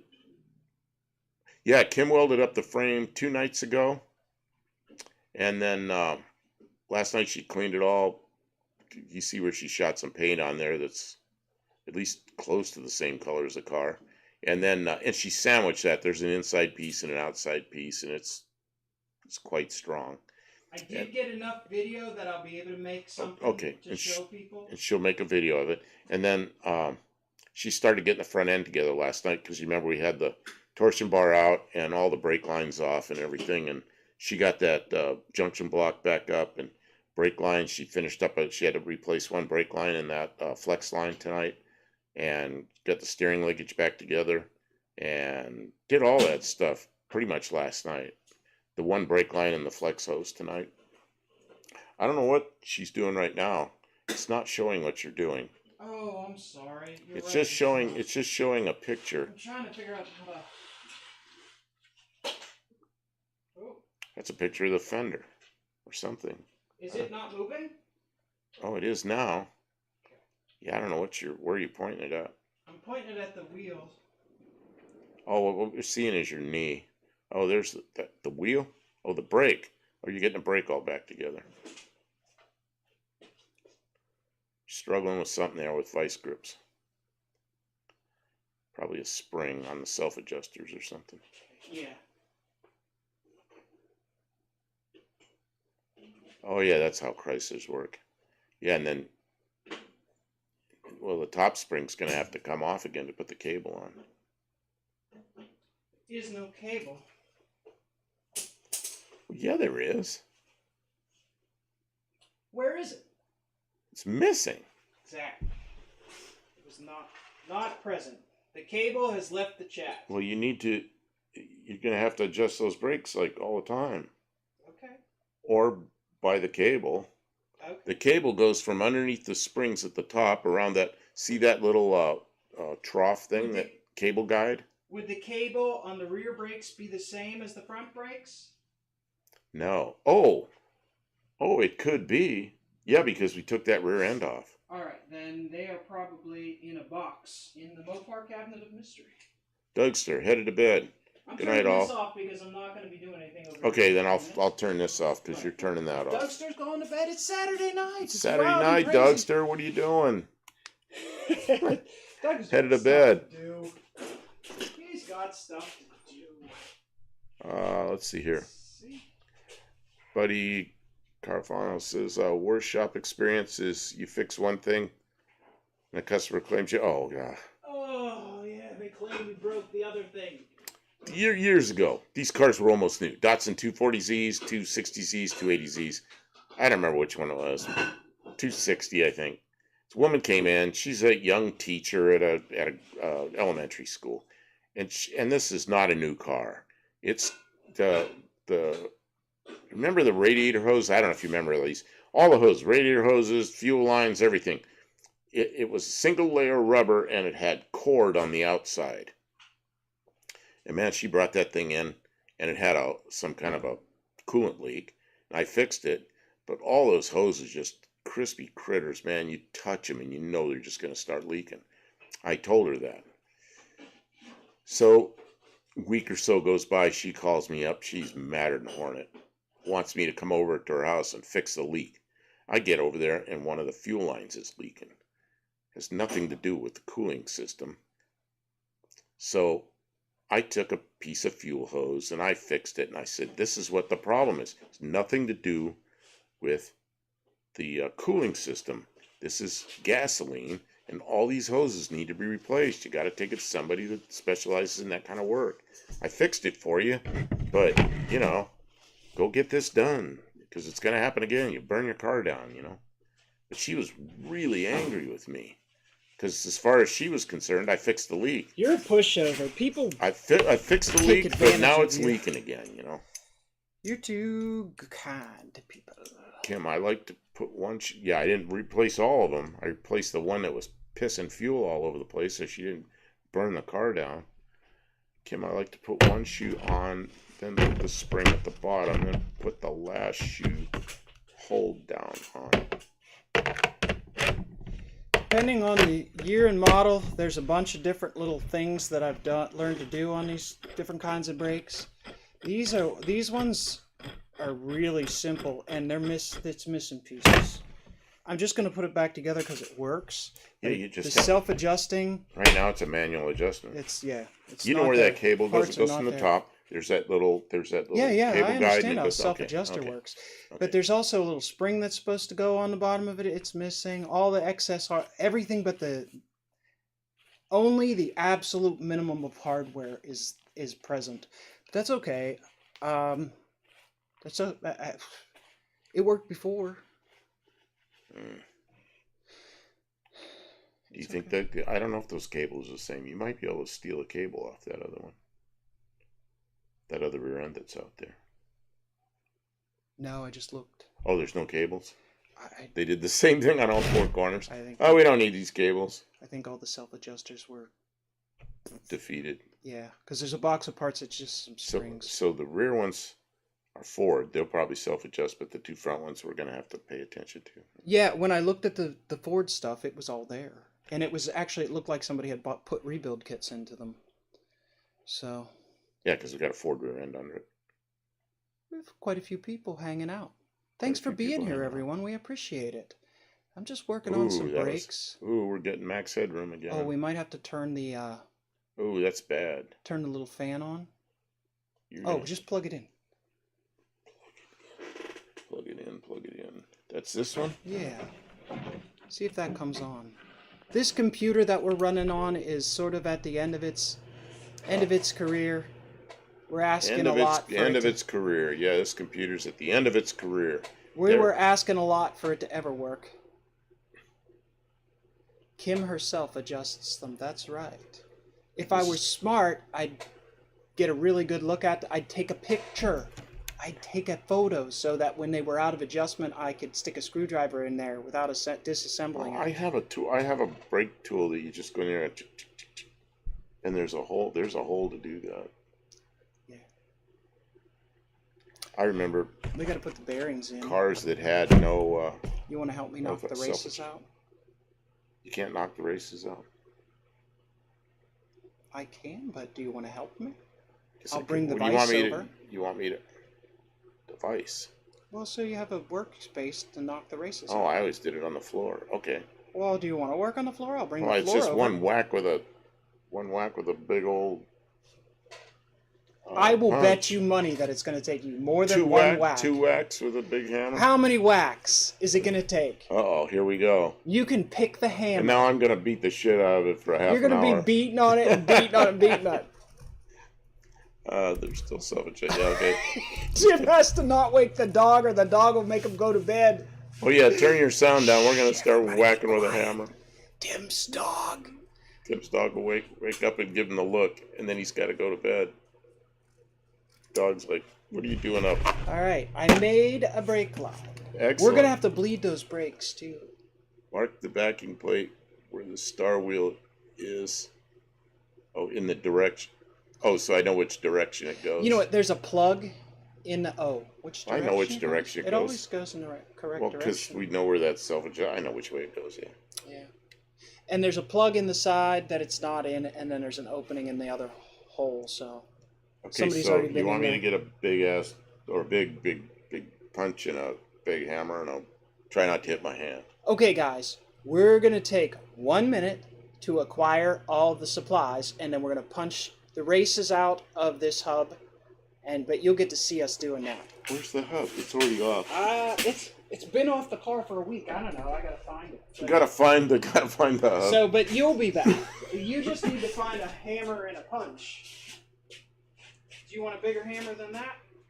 Yes. Okay. I'm getting my tools. Okay. This goes in the bottom drawer if you have a moment.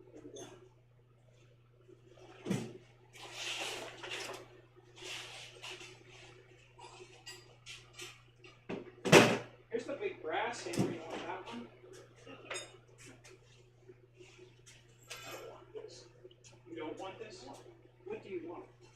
stump.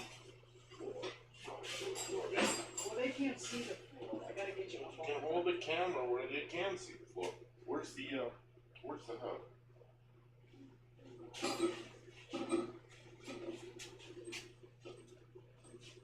Once I find it. I have the best tools in the toolbox.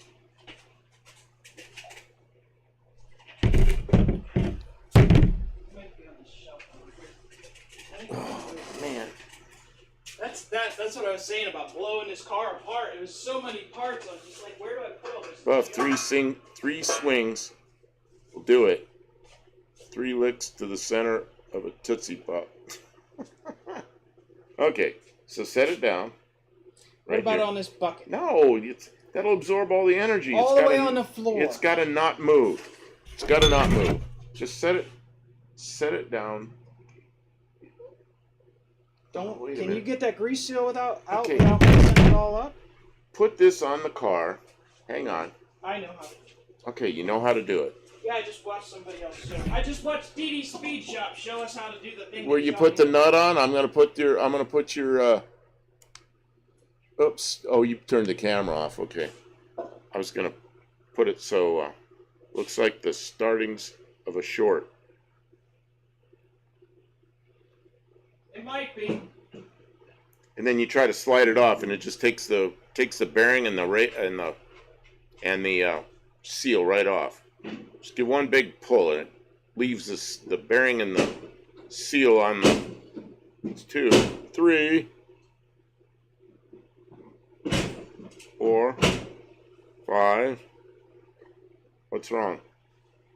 Did it come off? Came off. 5. It took 5 whacks. All right. Did you guys guess? No one even made a guess. They're like, eh. Okay, put it down.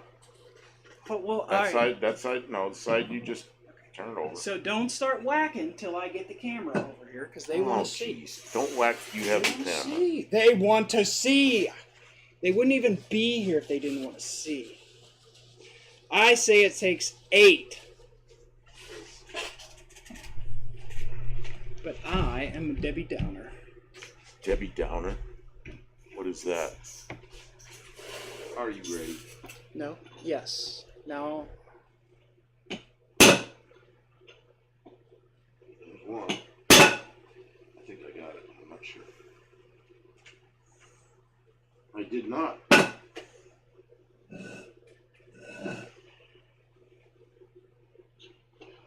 You're gonna prove me wrong.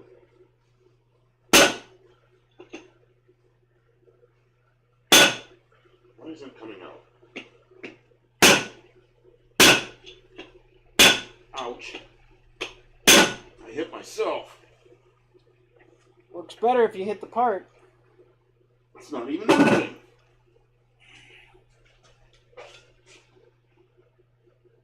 Oh yeah, this one's in there.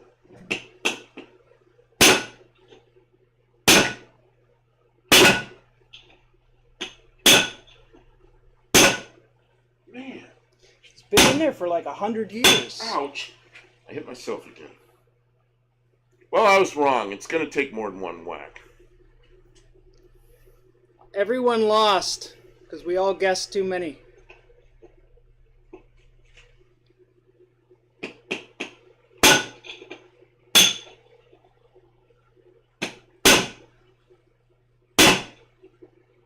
Ah. Is it moving? I can't tell. I'm holding the camera.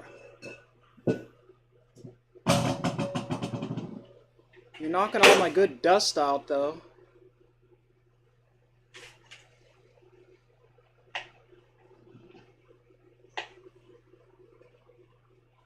Dr. Go is here. Says, sorry I didn't join in and say hi. I got some work done on the Jeep. Reinstalled the heat shield, then a new muffler, new tailpipe, new battery. Nice. You knew this wasn't going to come out. I knew it was going to fight you. Did you get it out? I see it's out now, huh? No. No.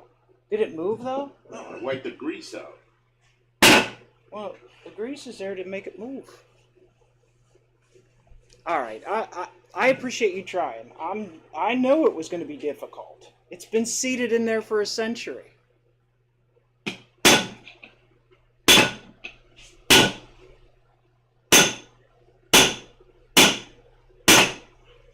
bouncing on the Son of a bitch. on the face of that drum is what it's doing. I can't believe that thing isn't moving.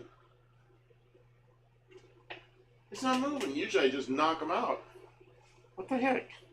I'm getting old and weak. Tim says you need a bigger hammer. I say put your purse down and hit it, Mr. Del Campo. He's mad.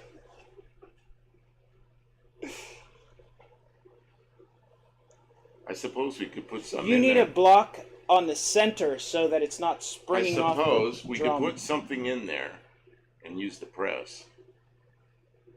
We could. But it's more fun to make fun of you. Okay. Let me get you a block. Because if this part is sitting on a block, you'll get a lot more impact. I just have to God, it's irritating. gotta find a block.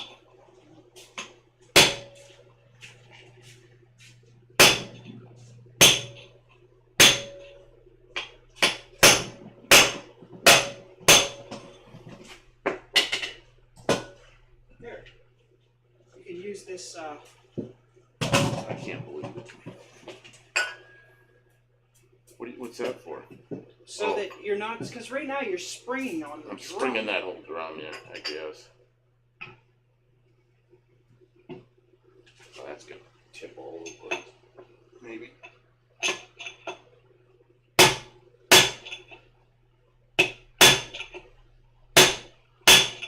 Definitely getting a more positive impact. Ow! Face. Is it moving yet? No. That's a son of a bitch. Looks a little bit cockeyed in there. I think you got it moving a little bit. Jeez. There. Let me edit. You watch. She'll hit it once and it'll come out.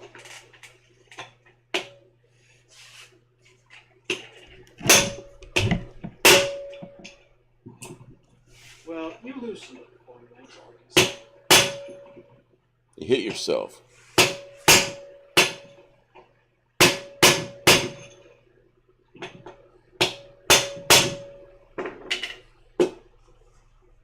It's not even moving, is it? I don't know. I thought it was. Jeez. I thought it was, but no.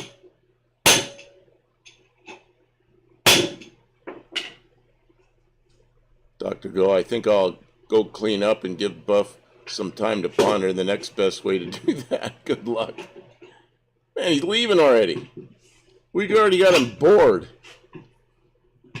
Bored and stoked.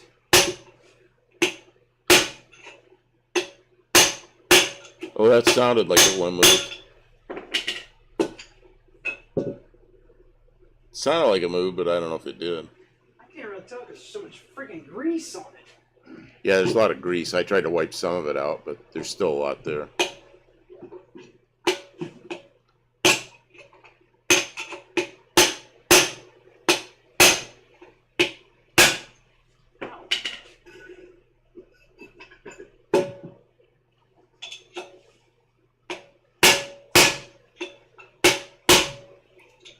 Not bored, just dirty and sweaty. Oh, you're back to the sweaty up there.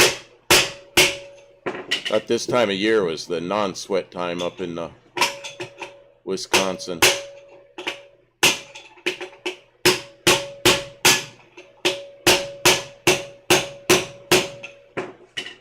Jeez. There, it's moving. Is it moving? Oh, yeah. Yeah, and usually one whack and they come out. Well, there's your Chrysler for you.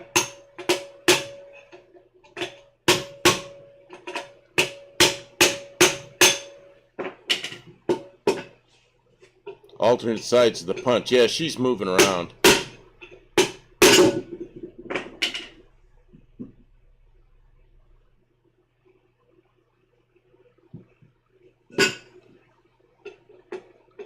Doctor goes only around 50, but I still sweat when I work. Yeah. Yeah, me too. She's really notices it.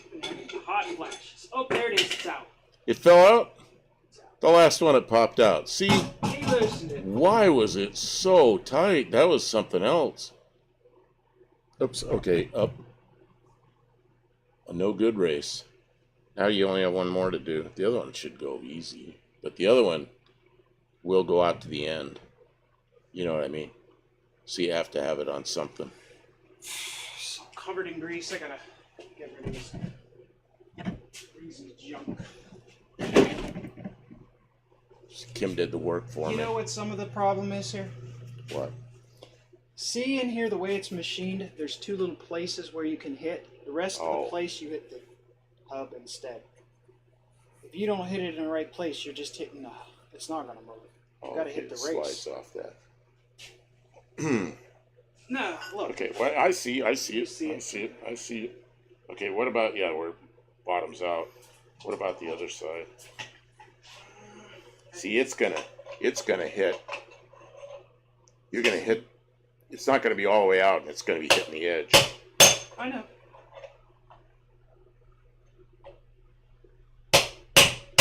Thank you. Oh, I gotta put the camera on you.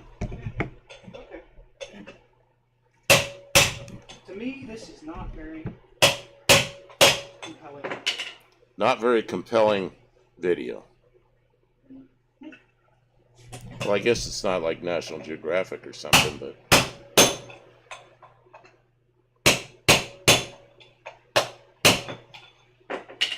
in her native environment, the Kim fixes things, gently pecks the bearing race. it's certainly different tools than used on the gas gauge. Shaquille's giving you a thumbs up. If she correctly aligns that punch, Shaquille, you do this kind of work? a task will be completed effortlessly. Otherwise, she will spend the rest of her life. Tim says this isn't going to fit in a short. Now you'd have to make it go about 50 hits and then 30 seconds and She may it spend falls out. the rest of her life installing Is that it? a single wheel bearing. Is that the small one? That's the small one. Oh, they're both out. Both out. Excellent. So I couldn't do it, but you could. Ta-da. Bye. Who said bye? Who said bye? Shaquille Shaka. Oh, you're taking off.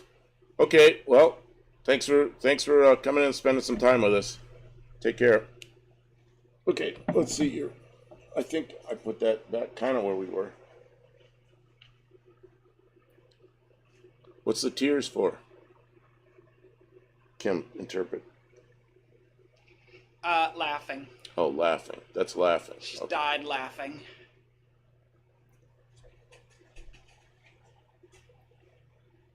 Oh, check that out. What? Well, here. Just wipe it off a little bit. It's very It breezy. says something on it. Yeah, it's interesting. It's a Timken bearing, or Timken race.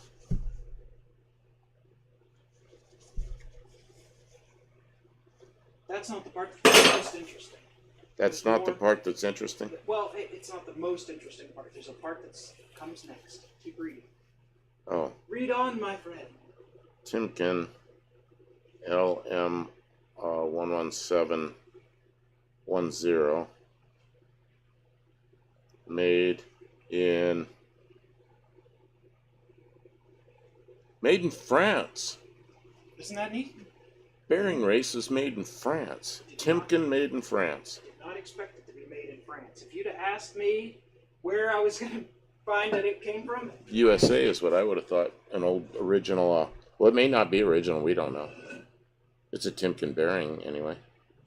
And then this one, that is a small one, correct? that's, yeah, I hope. it is. Oops. Which one's that? That's a big one. This is a small one. Small one's in the big box. Big one's in the small box. Why? Yep, that's the way it is.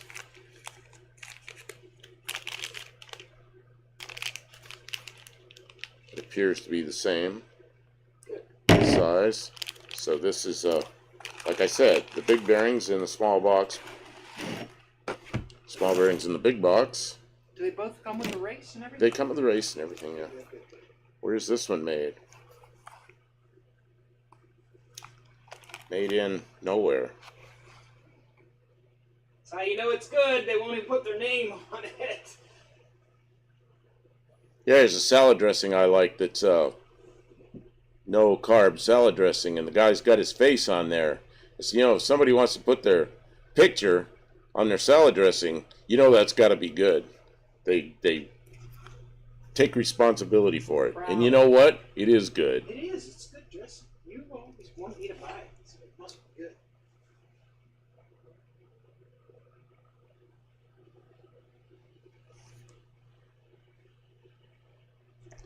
It's so tiny I can't read it. I need more light. Light.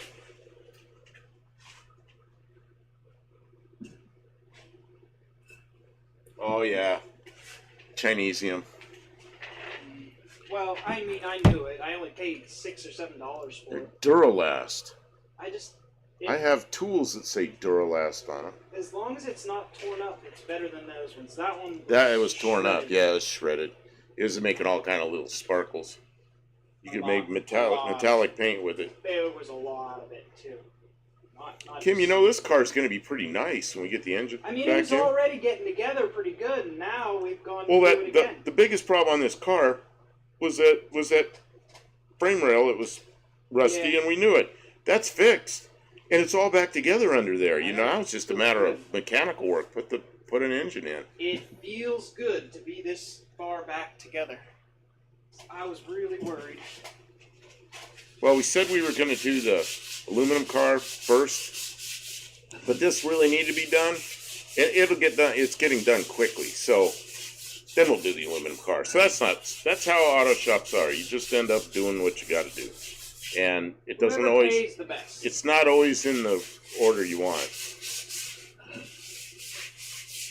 Turning the drum. A piece of sandpaper. Professional. And wipe all the muck out of the inside. Mm-hmm. And then just blast the snot out of it with the brake clean. With the brake clean. Mm-hmm. People like to pack the inside of that drum with grease. No, you don't do that. Just pack the bearings. If that grease gets so hot it melts from in there, you got bigger problems. And where's it gonna go? It's not gonna go into the brakes. It's not gonna shrink down and go out. It's gonna centrifugal force go up in that big cavity.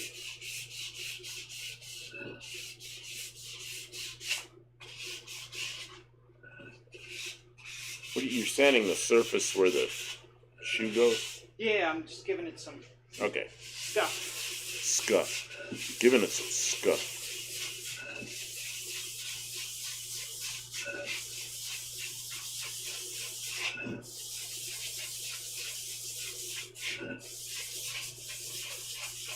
I can't believe I couldn't get that.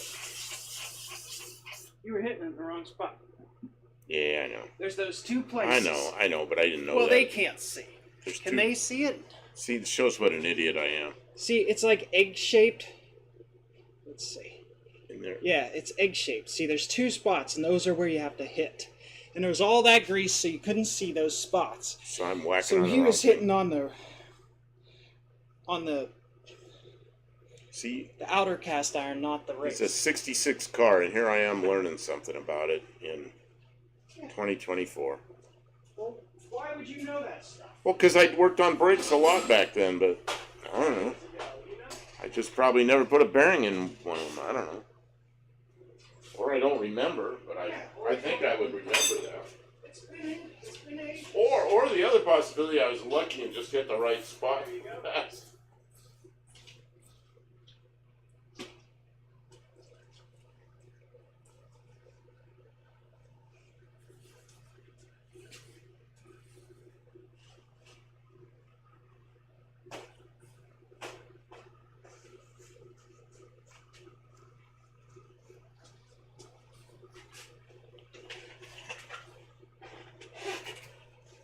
So Kim went outside for something. I don't know. She's probably hosing off that brake drum with some brake clean or something.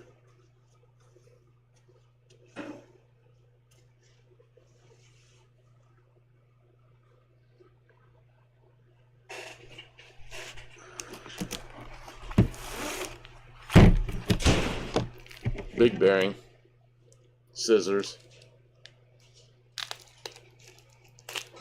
cut the plastic packaging off. Got the bearing in the race there.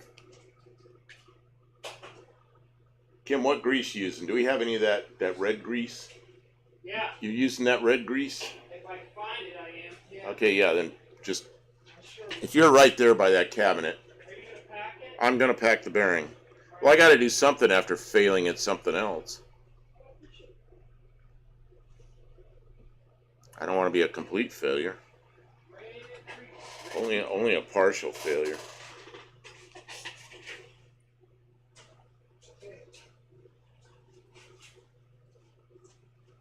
You want to give me one of the races? You want to start? Yeah, here. This is the big one.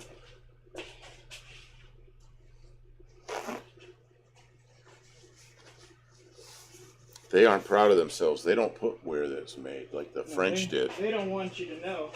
The French put. They don't want accountability here. But he says, I seen customer put grease on brake pads because they were grinding. Well, that'll kind of stop the grinding. That'll. I always use a hockey puck to install seals. A hockey puck? Kim, I wish we had a seal installer tool. You know what you use? Find a socket that's about the same size.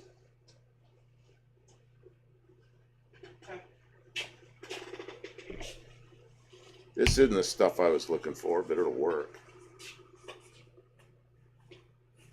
I was looking for that airplane stuff I have. This'll work. Oh, that's good high temperature grease. Yeah, it's just somebody else's brand. Do the job. 38's taking off. Thanks for stopping by, and have a good night. Thank you, sir. We appreciate you. 38 Racing knew there was a place to get the punch on the race. Where to go? Oh, I missed that. I was over beating the shit out of it. He's telling me how to do it right, and I missed it. This is getting really deep down in there.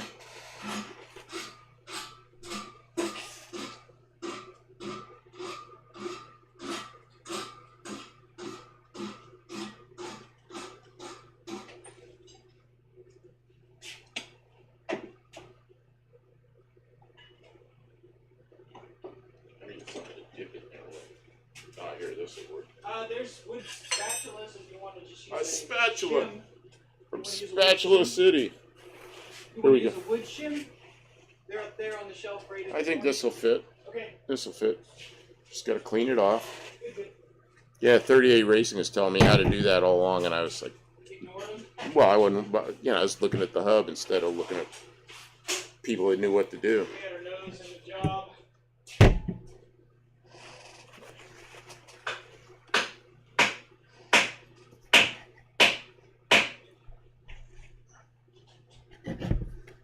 Ooh, does this look good?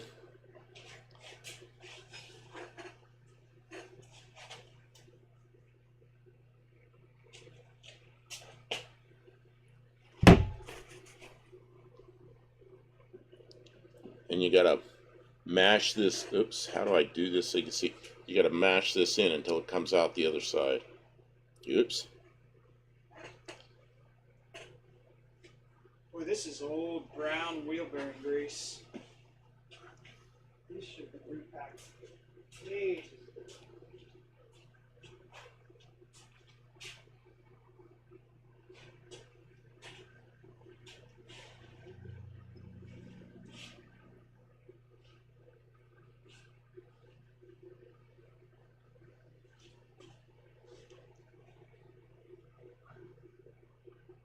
And you just keep going like this until you work the grease all the way through the back side.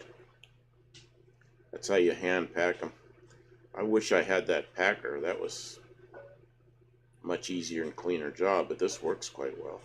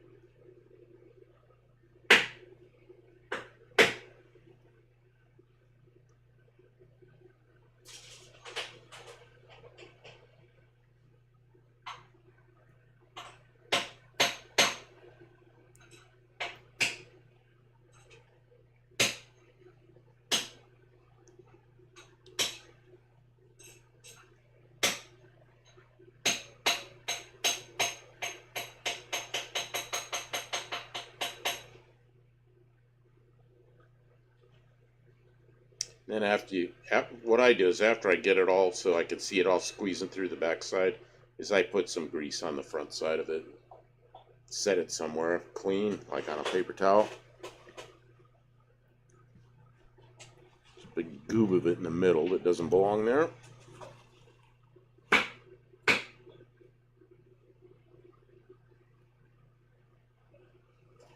Okay, Cam, the big one's packed. I should take them both out of the box, and I wouldn't have this big gob of grease on my hands.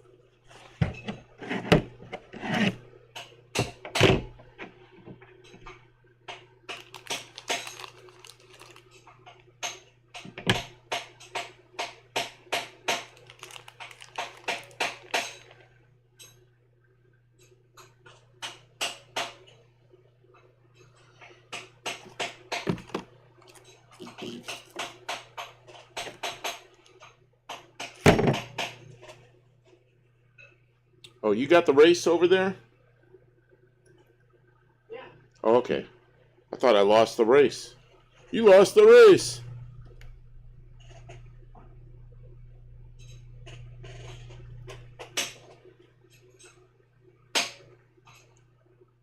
What's strawberry John? Yeah, cranberry sauce. Did you put Dawn on your? I forgot.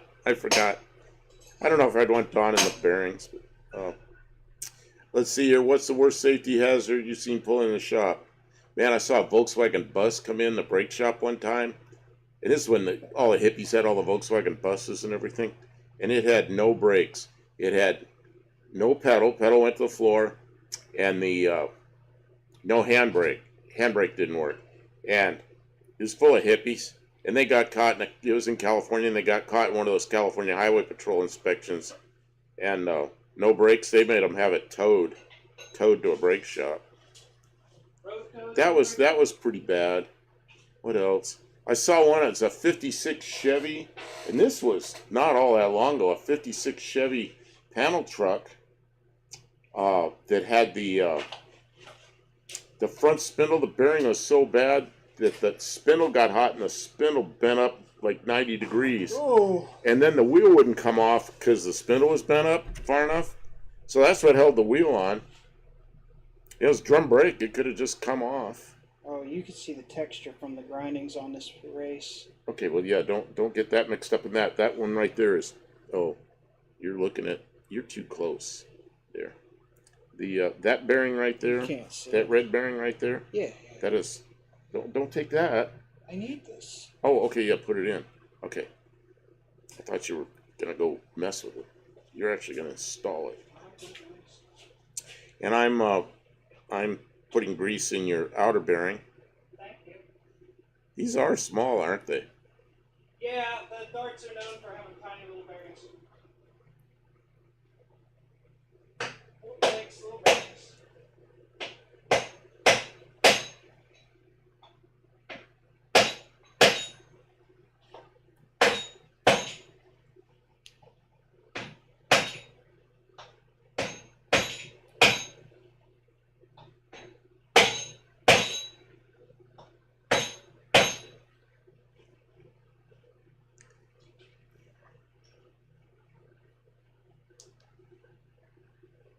Okay, I got the grease all up through the back side of the bearings in there.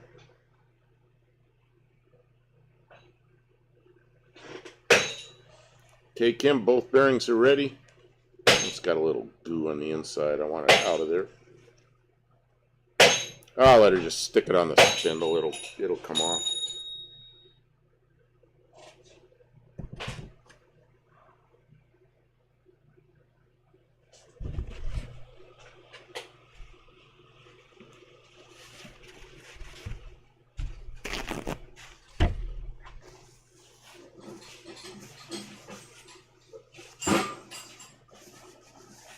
This is actually clean grease.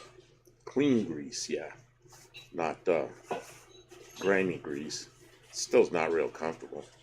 See what's the worst thing? But worst I seen was a 2x4 liquid 2x4 liquid nailed to a rotten frame. Oh jeez. They could at least put bolts through it. Oh yeah. That was strong stuff. You never know. That might have held for a couple days. Kim says that might have held for a couple of days.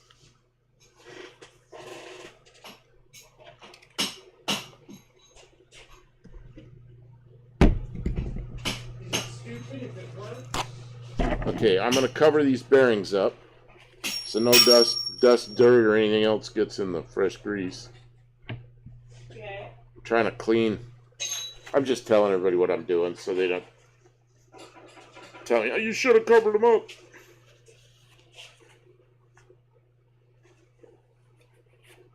Commenters, I don't believe it. You're wrong. Somebody just gave me one today on some old short I did a long time ago. Comment and goes, you're wrong. All right. Take a look. Confirm my bearing race. That's in the right direction. Let's see the other one. Ooh, there's clean bearings right there. Go ahead, take a look. See what you think. Well, I'm got grease all over my hands. I don't want to be touching this. Oh yeah, it's cleaned up in there. There's the race on the other side in the right place? It is. What'd you use to install it? The other race. Oh. Yeah, that's the right direction and everything. So now all you got to do is put this. Where's the seal? Walk, walk, walk, walk. The seal. The seal is. Hand me the seal. I'll clean the seal up, and then we'll install the seal. Seal is at the mall. Seal is at the mall. The mall. I don't know what she's talking about. You wouldn't understand because you worked there. The guy said the pool is at the mall. We rented a room in a cheap motel, and when we called ahead, the person making the reservation asked if they had a pool because they wanted to go swimming. And they said, yes, we have a pool. So we rented the rooms. We rented 2 rooms. We drove there 2 hours. And when we got there at the front desk, we asked, and the man at the front desk said, the pool is at the mall. Oh, the pool is at the mall. I worked with a guy one time, and he moved. He says, man, I moved in this place. It's great. And he goes across the street, motel with a pool. So they're going to love you. And they're using their pool every day. Dust Devil Garage. How you doing? Oh, who's it? Says greasy, grimy gopher guts. Look. Oh, here's one. I'm sorry. I was not paying attention to chat while I was packing the bearings. Looked at a 70s Chevy K10 once with a lift kit, and the lift blocks were lawn pavers. Lawn pavers? Concrete ones? Or plastic ones? You got, Kim goes, concrete ones or plastic ones? Oh my God. Not because one is good and the other is bad, but because they're 2 different levels of... 2 different levels of hackery. Yeah. Lawn pavers. Here's the seal. I got it mostly clean. Before I clean my hands, I'll clean I got it the seal. mostly clean. Okay, I need it. Don't put it in until the bearing's in there. Bearings in. Yeah, the seal actually looks okay. They're hard to get.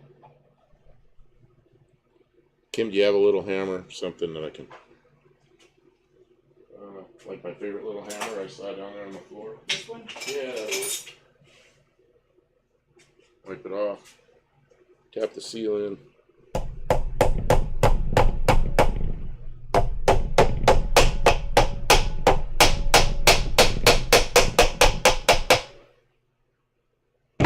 Okay, Kim, this is ready to go on once you have that all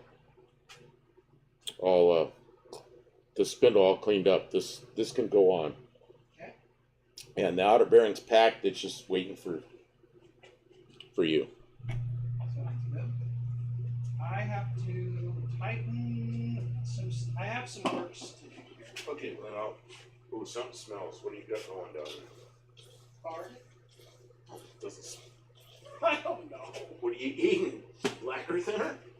Lacquer. Oh, I don't know. Some kind of chemical smell down there. I don't know what it is. I do kind of smell some brake clean still.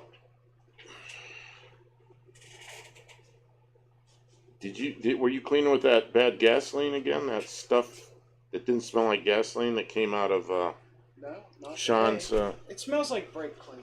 The Okay. stuff I was spraying outside. That's what I smell. Okay. Let's see here. Concrete. I was like, yeah, WTF? What the hell?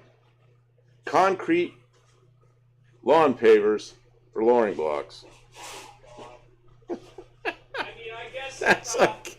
you're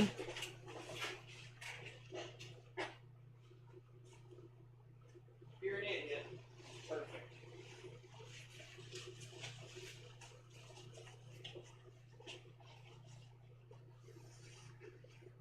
When I worked as a fleet mechanic, they would hire guys out of trade school that didn't know how to pack bearings. Go ahead and turn. That's like one of the first things I teach people when I was doing the Go ahead and turn Elgato on. when I was teaching people to do service on one of the airplanes. Okay, I got to do some changing here. When they'd have to pull the brakes apart and pack the bearings. They had to know how to do it. It's on, but it's got a start button, something arrow. There it is, and it's focused.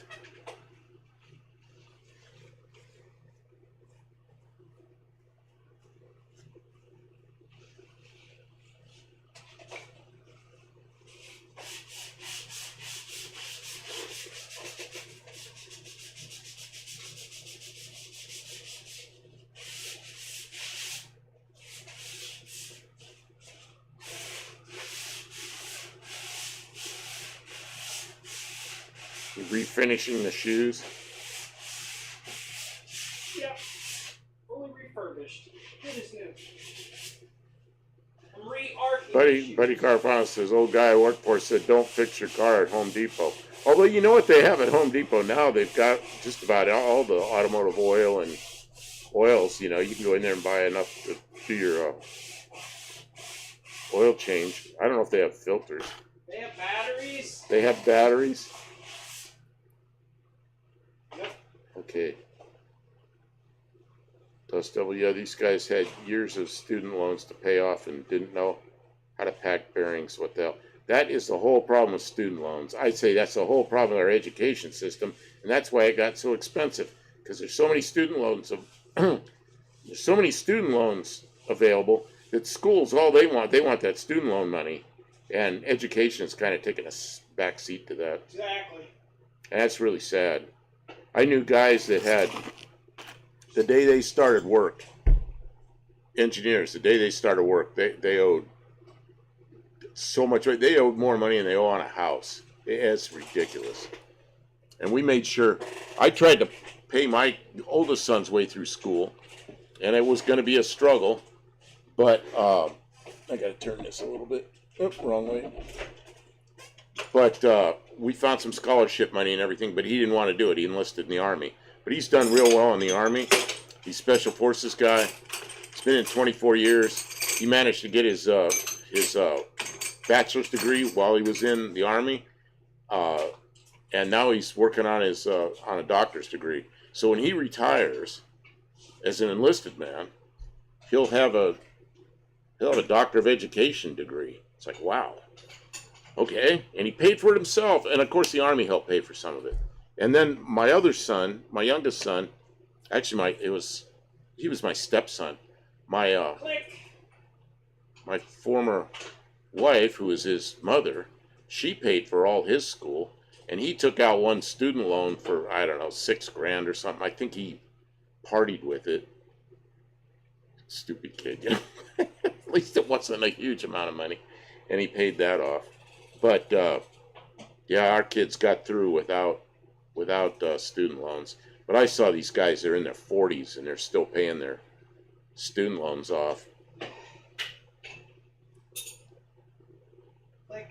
Click. That click was way after you finished. Oh, well, that's just the lag in the stream. It's the lag in the stream. The click. Okay. That's really sad when people. Yeah, and I get guys in the. Well, we had to get them certified to work on one of the airplanes, and it's defense contractor stuff, and that's they had to know how to pack bearings, and they're very similar to this.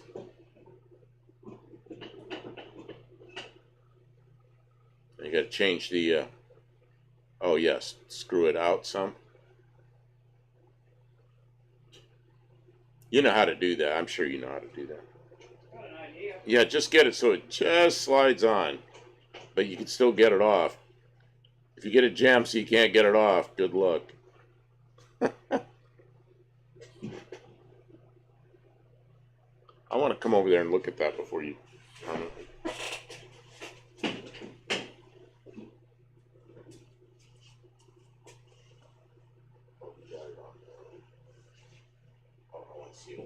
A little bit.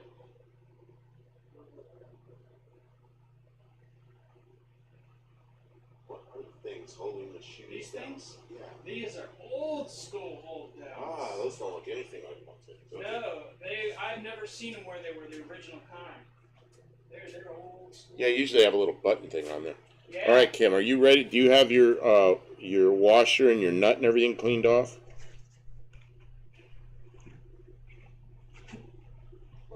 You mind your business about what I'm doing with my. Shit, Kim. Sorry. You know what? Do you have the washer and the axle nut cleaned off? If you're ready, you can shove this in there. Thanks.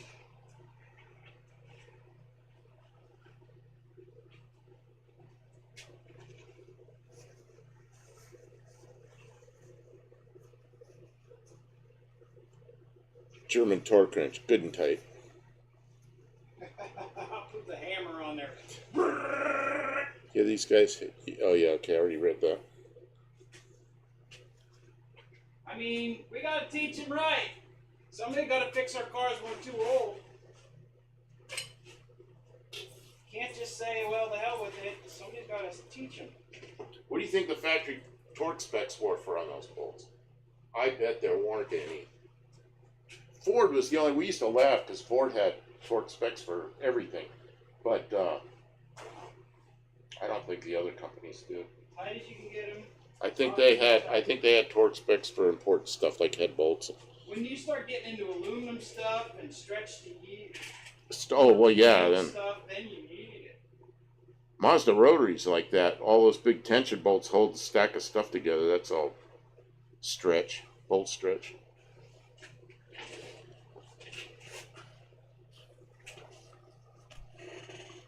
Okay, let's see. I was going to mix myself a drink. Let's see. I was lucky. I went to a state engineering college and was able to pay as I went. But that was in the 70s. Yep, in the 70s.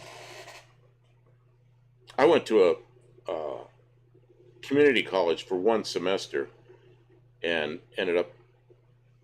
The draft was still going, and I enlisted, and then they ended the draft. I had draft number 5. Which means, it's a lottery, so when they pull the numbers, mine was number 5, so I would have been top of the list, but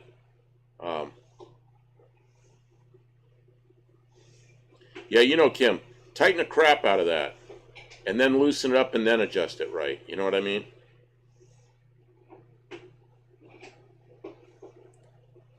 Matt used to teach me just tighten it, and then loosen it up and then adjust it. You know what I mean? She's not paying attention to me. Yeah, I hear you. I gotta get my, your things and your cotter pins and all that. Your little sheet metal nut cover thing. Cotter key holder, whatever it is. I don't know what that piece is called. Who knows what that piece is called? That sheet metal thing that goes over the nut. castle nut holder? Yeah, but it's not a castle nut. It's a Castle nut. thing that takes the place of a castle nut.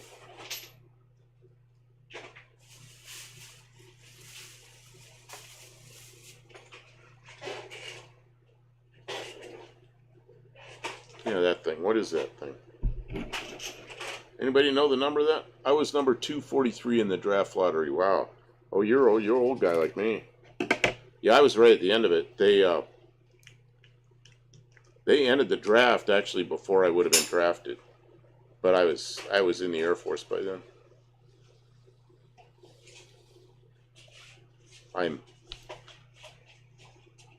Where is it? I'm adding pink shit to my drink.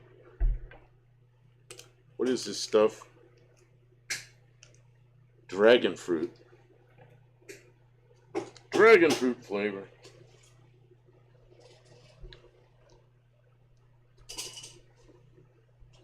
Alright, before I put the wheel on... So, with number 243, did you enlist somewhere else, or... 243, I wouldn't think you got drafted, but I don't know. Spindle nut retainer. I'll buy that. How many points? How many points does he get for that? Hey, That's a one-pointer? that's only a 1 point. One-pointer. I was going to ask, okay, here's a question, and I'm going to give out points to the first 3 people with accurate responses, and you should all kind of, so be ready. Everybody, all the keyboard warriors ready out there? Okay, what's the The question? question, I'm going to give 3, 2, and 1 points out to the first 3 people who have the answer, because you all know it, because you're all... They're all just gonna Because race. this is a Mopar, what's unique about the lug nuts here on the driver's side wheel? They'll all get it. Nobody's typing. They're typing, I can promise. Somebody said, it was Dust Devil said, my dad joined the Air Force before he got drafted. Yeah, that's kind of what I did. And then they ended the draft. No, I went to college instead of enlisting. It's Lester LeSabre says that. Okay, so what's different about that? The question Kim asked. Yep, Rich GT350 got it. Yep. And then Buddy Carfano got it. And then Lester LeSabre got it. All 3 of them are right. All right. And then they Dust know the drill. and then- Points are on your honor. And then, I award wait a minute. you 3 points, 2 points, and 1 point in the order that they showed up in our chat. Okay, so Rich GT350 gets 3 points. Buddy Carfano gets 2 points. Lester Sabre gets 1 point. Dust Devil came in right after that, but he doesn't get any points. But he was right. Dust Devil, you can have a point. I give you a point. She's going to give an extra point. Because you stopped what you're doing to type. You got to Go keep. back to the regular conversation. You got to keep track of your own points. Thank you for your service. Whether you served or someone in your family served, we all pay a price for this service to our country, and I appreciate it. You know, the people that didn't serve in the military, you know what they did? They paid income tax. They paid the military. Well, so they really did contribute, you know. Well, no, I'm talking about family. Family, everybody. Of military people. If your father, like my father served, and let me tell you that our family, we Her father served and was I don't know. He wasn't Is even injured? in Was combat, injured the right word? He was severely affected by yes. bad stuff in the military, and he was. And It he still affects him. He's, I mean, you know, never the same. He never came back. He The, never fully came back from his service in the Navy. Dust Devil says that was useless. The left-hand threads, that is, was useless. It was utterly. Yeah, who thought of that? I can't imagine why they did that. I don't know. Somebody got fancy. Somebody got dumb and fancy. But hey, This is the kind of thing, when you're doing a project where you're engineering, with me it was a new airplane, those are the jobs I had. You always had one argumentative person that wanted to do something stupid. And you know, I can just see this. They finally just gave in to the person and went, yeah, okay. Just to get him to shut up. You know?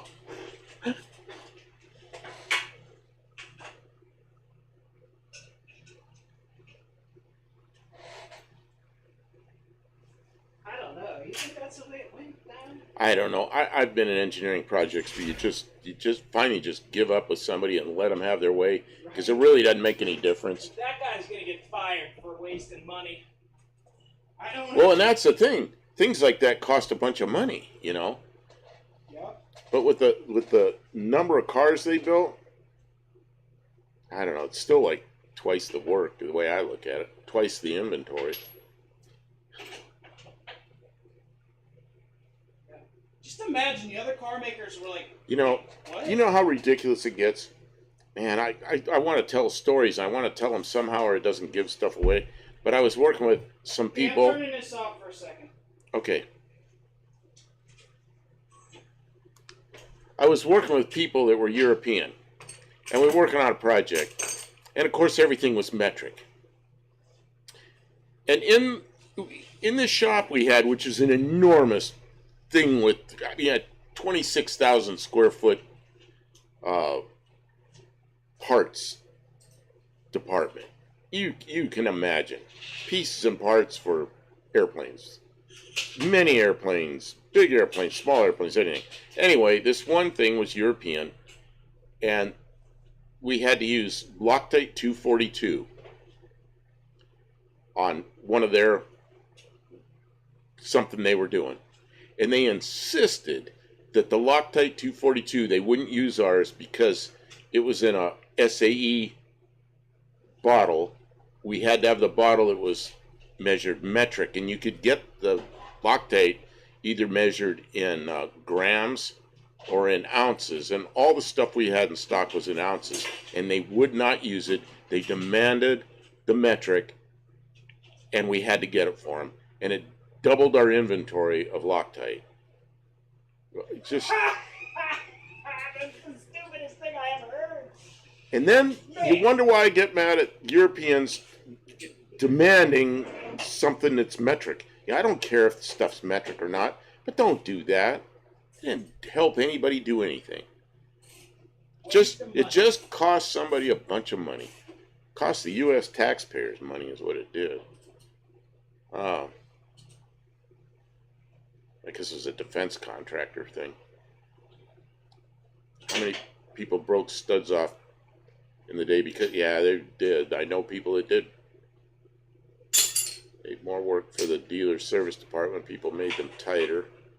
Wonder how many people, yeah, it's 2 people here. Wonder how many of them broke studs off. I've seen people break studs off. Or stretch the shit out of the stud that made the thread pitch wrong and then you couldn't get the nut on and off.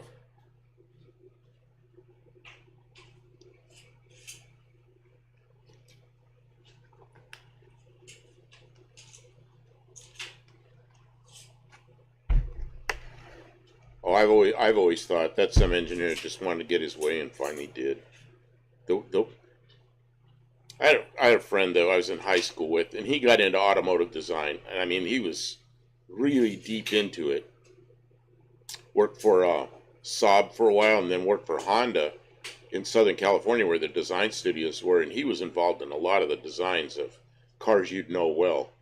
And I was talking to him on the phone, and I went on the aircraft side. So I was talking to him one day, and I was upset because of one of these jerks that I had to deal with that wanted his way. And this guy says to me, you know, every team I've ever been on, there's always one of those guys. You know, it's like, yep. And he goes, there's always one. Just got to have their way to do something stupid.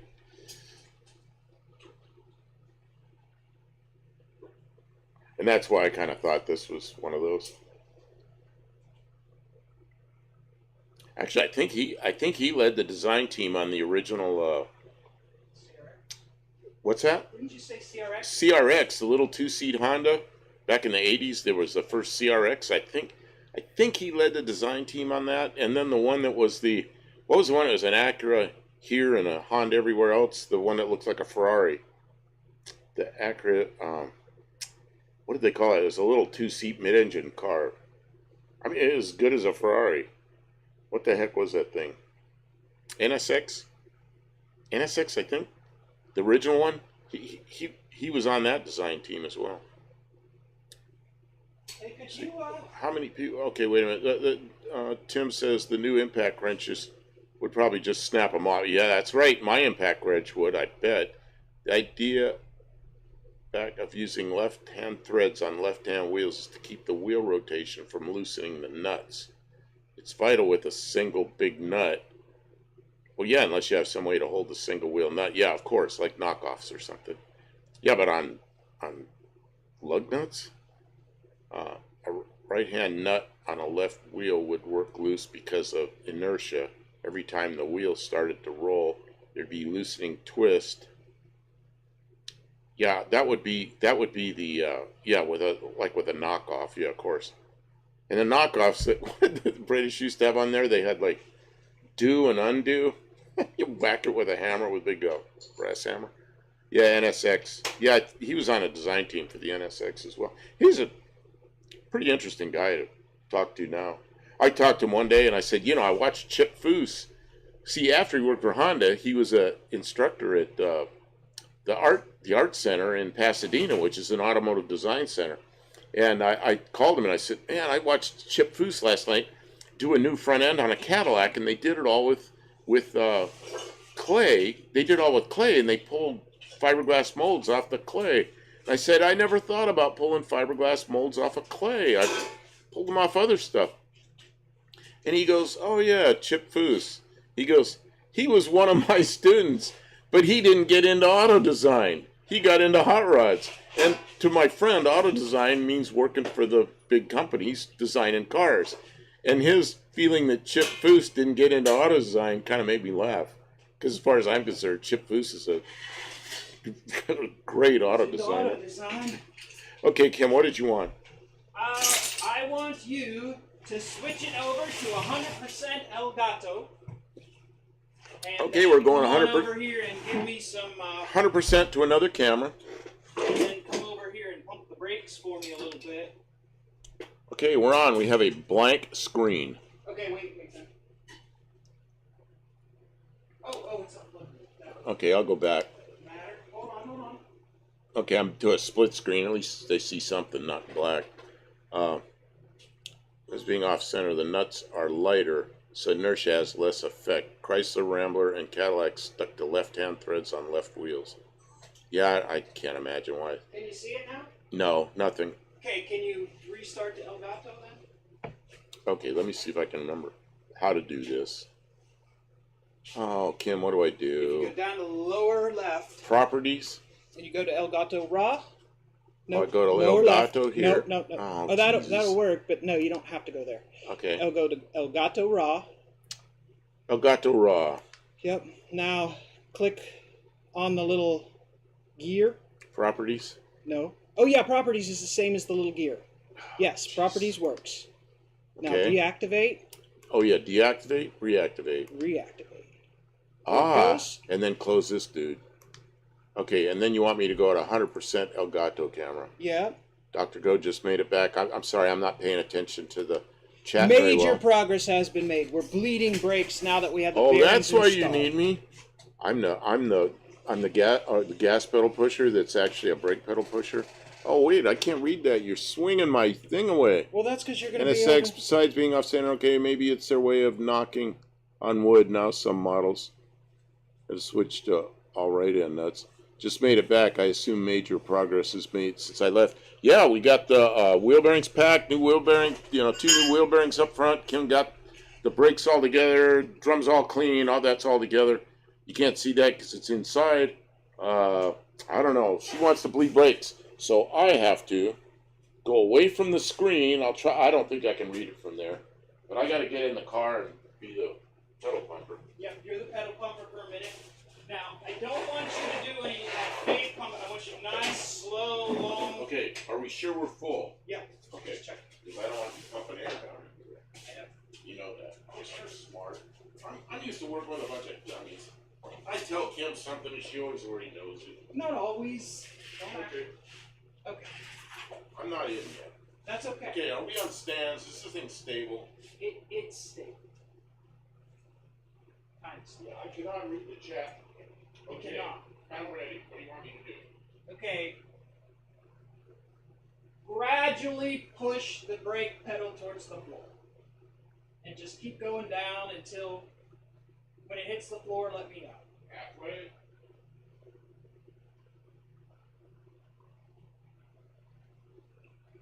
On the floor. Okay, let it up. Up.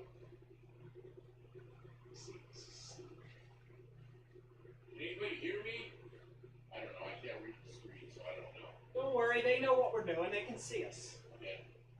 Okay. Down to the floor again, slowly, but not painfully slow, but just, Halfway. All the way. okay, back up. Up. Okay, start pushing down again.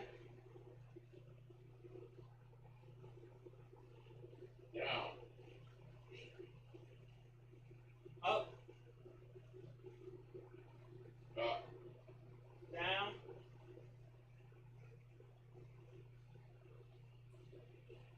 Down. up, Up.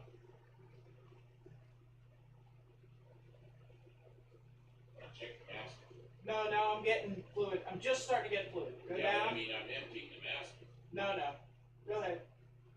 Go ahead, what? Down. Down. Okay, you can go up. I'll check the master now. Up. You know, I could tell when it started, get tiny moves. Does need fluid now. And then, Sorry, guys. Oh, see, no one's even commenting. They're just watching. They know we can't do anything. we can talk to each other. You can talk to each other, but we're just bleeding brakes. It won't take us long here. Then we'll be back to the street. Here we go. Got some brake fluid. This is What kind of just brake fluid is that? dot 3.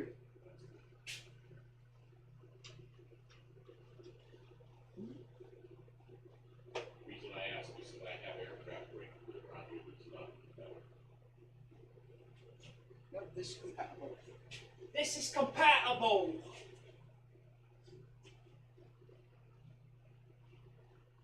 It's good every once in a while to purge all the stuff out of your brake fluid Oh, system. this will consider it all be clean.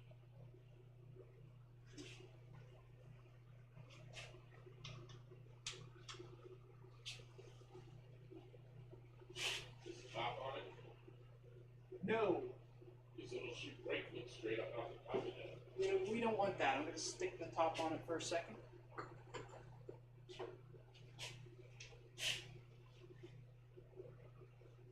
Okay, go down slow.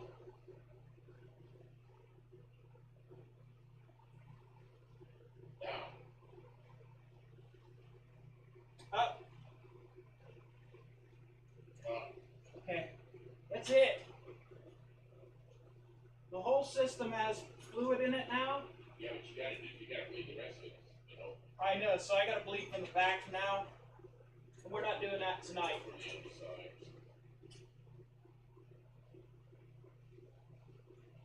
Okay.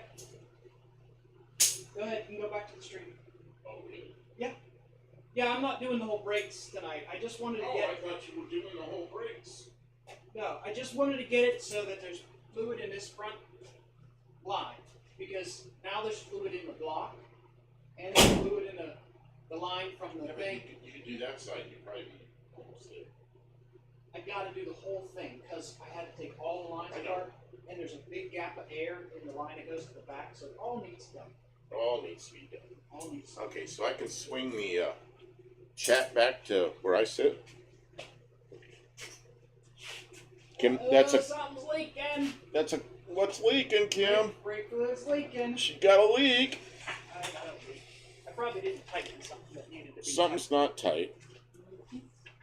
Well, I go step on the brakes and figure it out. tightened. Let me look. You probably figured it out anyway. Go underneath.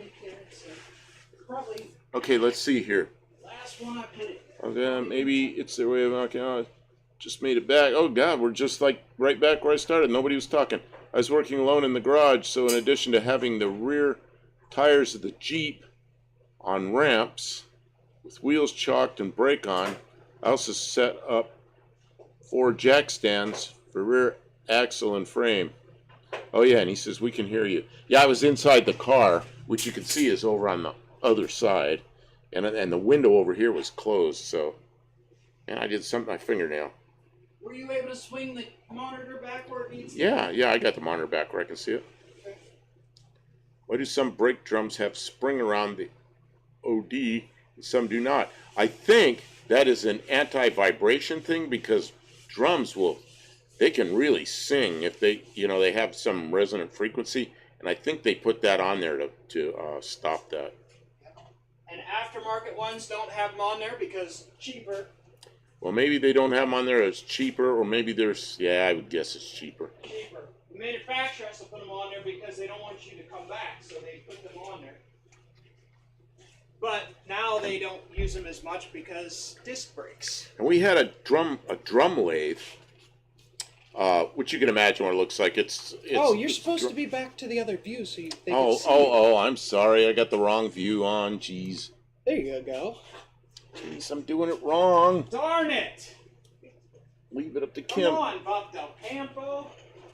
So let's see. Anything, guys? What did we forget? The drum lathe. You can imagine there's a drum that turns like this, and there's a bit in there, and the drum turns and the bit slowly comes out like that, and you take like 20 thousandths cut or something. So when you do that, there's these big rubber things that have springs on them that you put on the outside of the drum, because when you turn it, that drum will really start singing. Kim's gonna make noise. It'll really start singing, and it'll affect the cut. Will look all terrible from the drum going woo, and when you put that rubber on there, it stops that from happening, and then you get a nice cut on the drum. But who turns drums anymore? Maybe somebody does. Junkyard Digs, they turn drums. Junkyard Digs turns drums. Yeah, because they work on all kind of old cars. They work on old cars, yeah. Every once in a while, I see one of those tools on Marketplace, and I want to buy it, but like, where are we gonna put it? A drum lathe with a, what do you call it? The thing to arc the shoes and put the lining on. Man, I'd like to do that, but where do you buy the lining? Where do you buy the rivets? The whole thing turns into a nightmare, And the next car I buy is likely to have disc brakes on it, because I'm looking at Fox body cars. You can't imagine how much I want a Fox body. Oh, Dr. Go. Dreaming about the Fox bodies. That makes sense. Dr. Go says, someone showed me to drill a hole in the screw top of an empty water bottle and a clear tube put in there so it can be put into the bleeder so you can watch for bubbles while also catching the overflow. With disc brakes, see, with drum brakes, there's a residual check. Whoa. There's a residual check valve in there, so you have to go from the master down to the wheel cylinders, which is kind of backwards because air wants to go up. But the lines are small enough that it won't.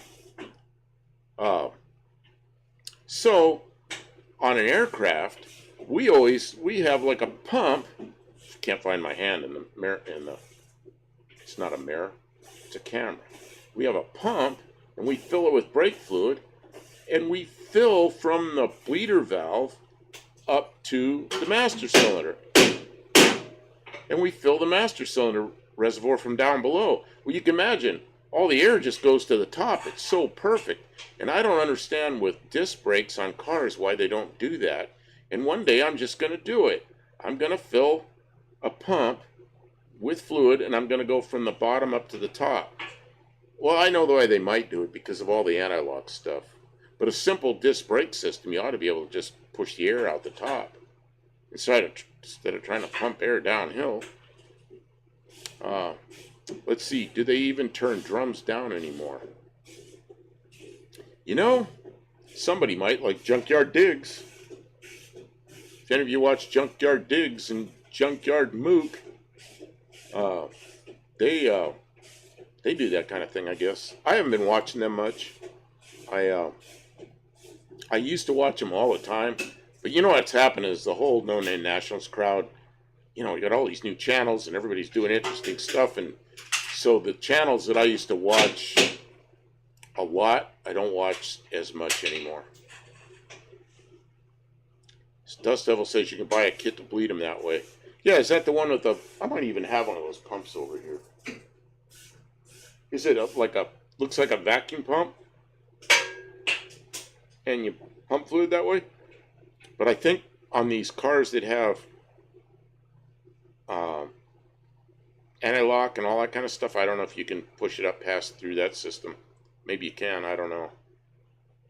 But the aircraft, well, of course, aircraft are really complicated when you got all the anti-lock and all that, like big airplanes. But the smaller airplanes, like most of the, like I worked on big drones, like, the big drones, they're 1,500 pounds or something, They're still a simple disc brake without any anti-lock.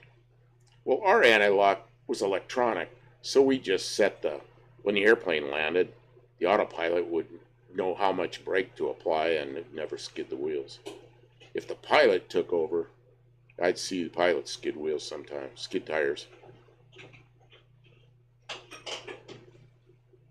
And there were times pilots took over for one reason or another, not always the right reason.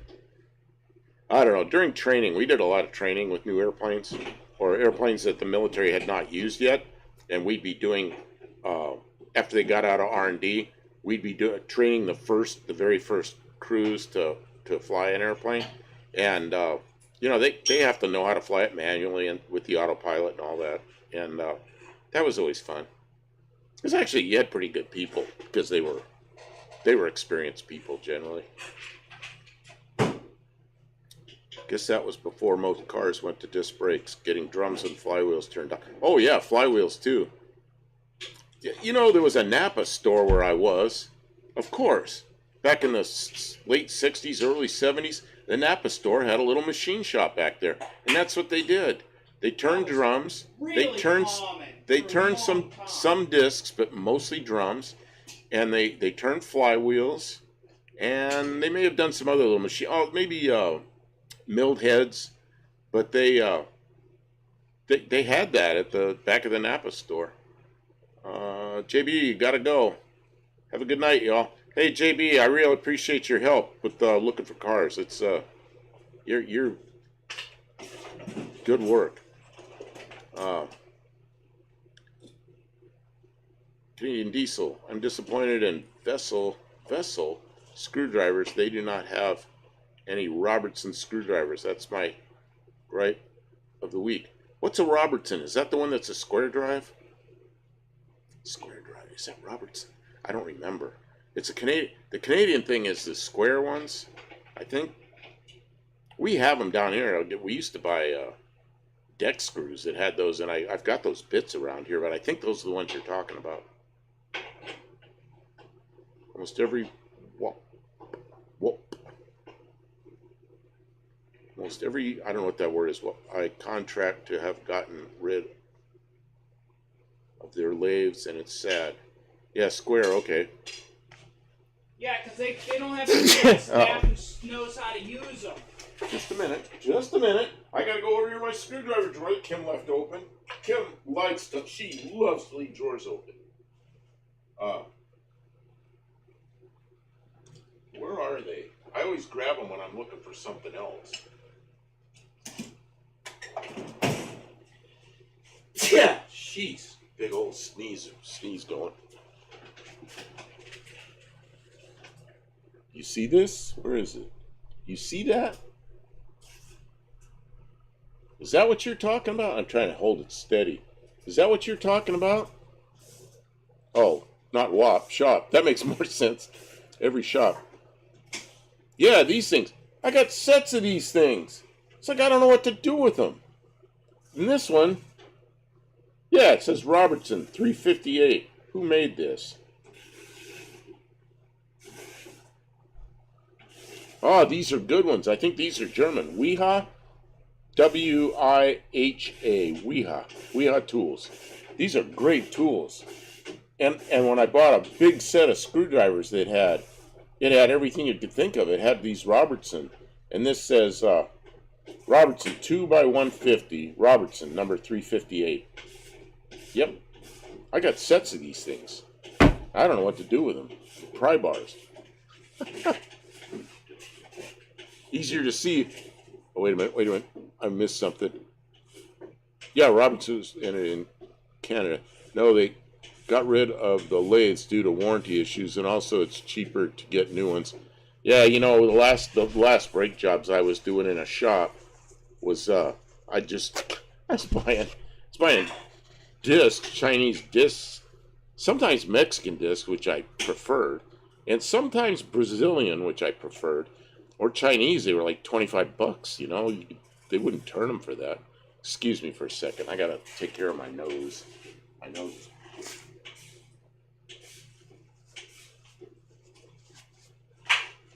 Yeah, I started sneezing and then my nose started running. They make a whole lot more money selling you a new disc or a new rotor. Well, and they talk about than they do employing somebody who knows how to use the machine. Yeah, and you know when I used to go to that what did I say? The Napa store. That guy back there, I was in my early 20s. That guy was in his 60s. The old machinist back there, and I think when he finally retired or quit or whatever happened, them for a decent price. the machine shop was closed after that. Yep. The amount of money that the guys fresh out of school wanted, they couldn't make money off of them like that, Maybe. so they just shut it down. Well, I remember that with my local Napa. That's what they told me. But when I was that age, I was working a brake shop, and I had to learn to use the brake lathe, disc rotor lathe. It was a different time. I had to learn all that. It was a different time. And that's how you did. Okay, let me go back to this because I'm missing stuff. Easier to see in a drawer if it's open, especially don't have all the tool drawers. Okay, Dr. Go, here's what happened. We have two big roll-around cabinets. The one that's close I just went to. The one over there. I went over there earlier this evening. All the drawers were open except one. I had to give a briefing in that in the Air Force one time because somebody that flipped the toolbox over forward. And, you know, it's like, all right, come on, people. I got like 50 people there in the morning, and they're all in formation, and then I run the shop, you know, so it's like, you know, don't open all the drawers at the same time because it'll flip over forward. I still see it happen. This one didn't flip over, probably because we got enough crap sitting on top of it, weight it down so it doesn't flip over. Well, they weren't all the way out. No, they weren't all, and that's the other thing, they weren't all the way out. Well, there's so much crap in the drawers that they won't close. There's so much crap in the drawers they won't close. Yeah, my screwdriver drawer is ridiculous. Because every time I went somewhere, I bought more screwdrivers, and now I'm living in one place, so all the screwdrivers are in that drawer. All the ones I bought over 40 years of moving around. Stop buying flips and use good screws. Go Robertson, the best screw head. Even better than Torque, support Canadian culture. Well, here's the deal. All the deck screws that we buy now are all Torques. That's how they come, you know. Yeah, I don't understand the Robertson thing. I know we bought some deck screws at one time that were Robertson. Kim, did you put any lube on those? There's lube from before. Lube from before. There's still anti-seize on there. Anti-sneeze, okay. Anti-sneeze. And I know if Olive were here, she'd be going nuts that we're using anti-seize instead of Loctite, but hey, she's actually right. If you use like blue Loctite, it won't corrode on the threads, you know. But I don't know. I don't mind anti-seize on there. I switch to open trays on shelves so I can see the tools without opening drawers.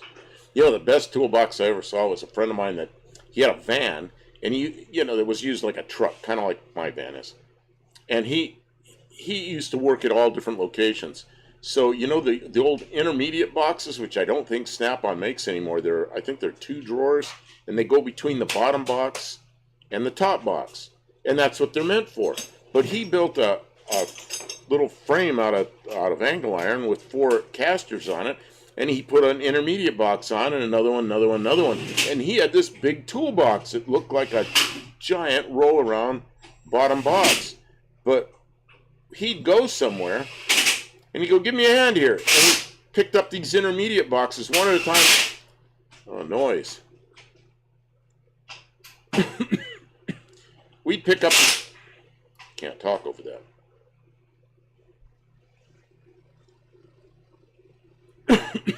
We'd pick up. You're doing that on purpose. Sorry.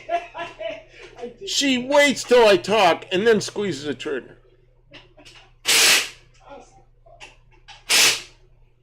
Sorry.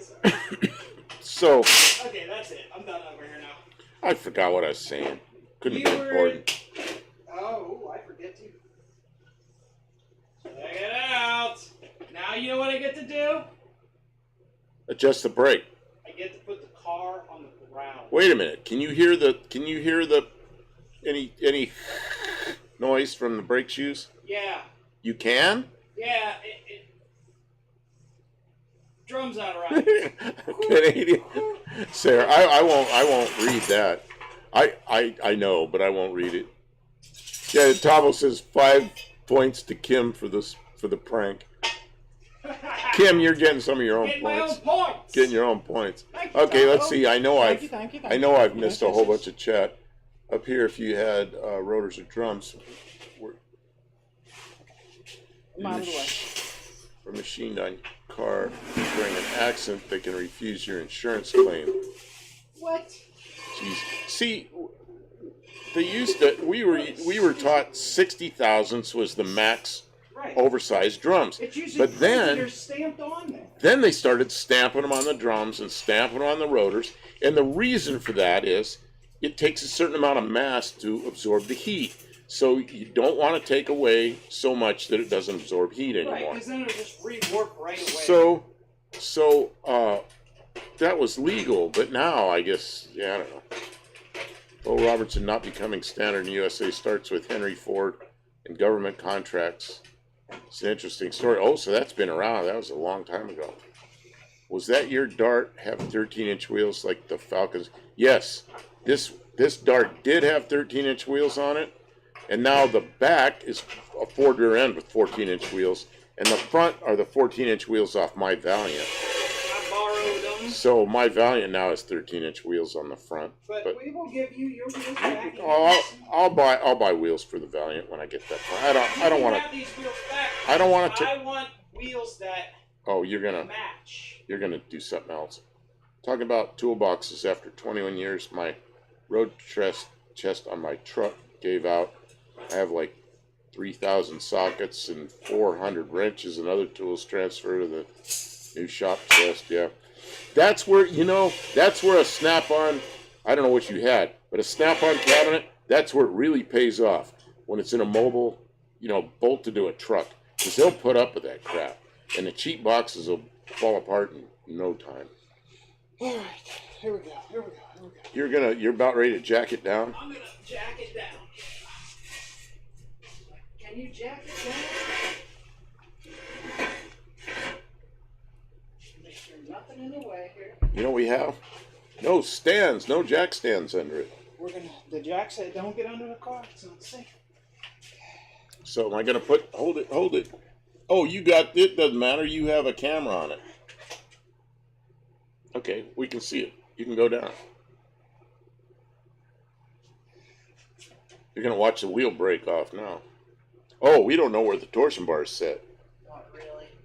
Yeah, so you're gonna have to Yes. roll the car a little bit to naturalize it. That's not gonna Oh, it doesn't matter, you have no engine in it. There's no No engine in it. You can't All set right. the torsion bar. Dart is on the ground, people. The Beagle has landed. The what? The Beagle has The landed. Beagle has landed? The Beagle. I thought it was All right, Tranquility. you can turn that side camera off. Tranquility Base here. The Eagle has landed. Famous words. No, the Beagle. This isn't space. We're not in space. Wait, was that the moon landing? Yeah, that was the first moon landing. Oh, okay. Oh, Dr. Go says I should do some math and see if some lower profile tires on 13-inch rims would lower my 2.23 gears for drag racing in place of my 15-inch, 28-inch diameter wheels. You know what we did? The first no-name nationals, Kim brought these little wheels, little tires that bolted on the back of her van, and we put those on there to lower the gear ratio, and she raced the van. Tim says it's officially a roller now. Yeah, it's just not a stopper. It needs the It's a roller. brakes. It'll kind of stop. It'll kind of stop No. when it hits something. No, it would stop, but it would be super, super spongy because there's tons of air. Yeah, it might 'Cause just, when I took might those just lines go, might just are- go to the floor. Maybe. Yeah. When I took those lines off, I had to bend them out of the way so all the fluid drained out of them. So there's like space about this much of air in the lines. But it's back on the ground, and that feels way better than He said having the frame cut apart. he said he had a snap-on, was dead in the first year, and they refused to warranty it because it was in a service truck. See, my snap-on dealer said that's one thing they do is he says that this will be great in a mobile operation, and I think he would have warranted it. Wow. It did Yet it's a run when road parked. chest, so I went with a beach road chest. See, I don't even know what that is. Ran when parked. Yeah, that's how they always say. Ran when parked. Ready for restoration. Ran when parked. Yeah. Snap on smaller boxes. What are you doing? You're messing with my camera. Got my arm in front of you. Got your arm in front of my reading area. Sorry. Let's see. I gotta find my place again. Snap on smaller boxes are junk. Not like they're epic boxes, but the price of them is not worth it. When you can buy boxes that are all American, USA, and Canada made for a quarter the price that are built better. Yeah, see, and I never had a road truck. I was just told that by the Snap-on dealer. I think he would have warranted it, but if they fall apart, that still isn't good, even if they warranty it. The Dart has air brakes. Yeah, Kim, you got air brakes now. There you go. Oh, Buddy Carafano says you have air brakes. I'm not licensed for air brakes. You're not licensed for air brakes. Gotta go get a CDL so you can drive your Dart.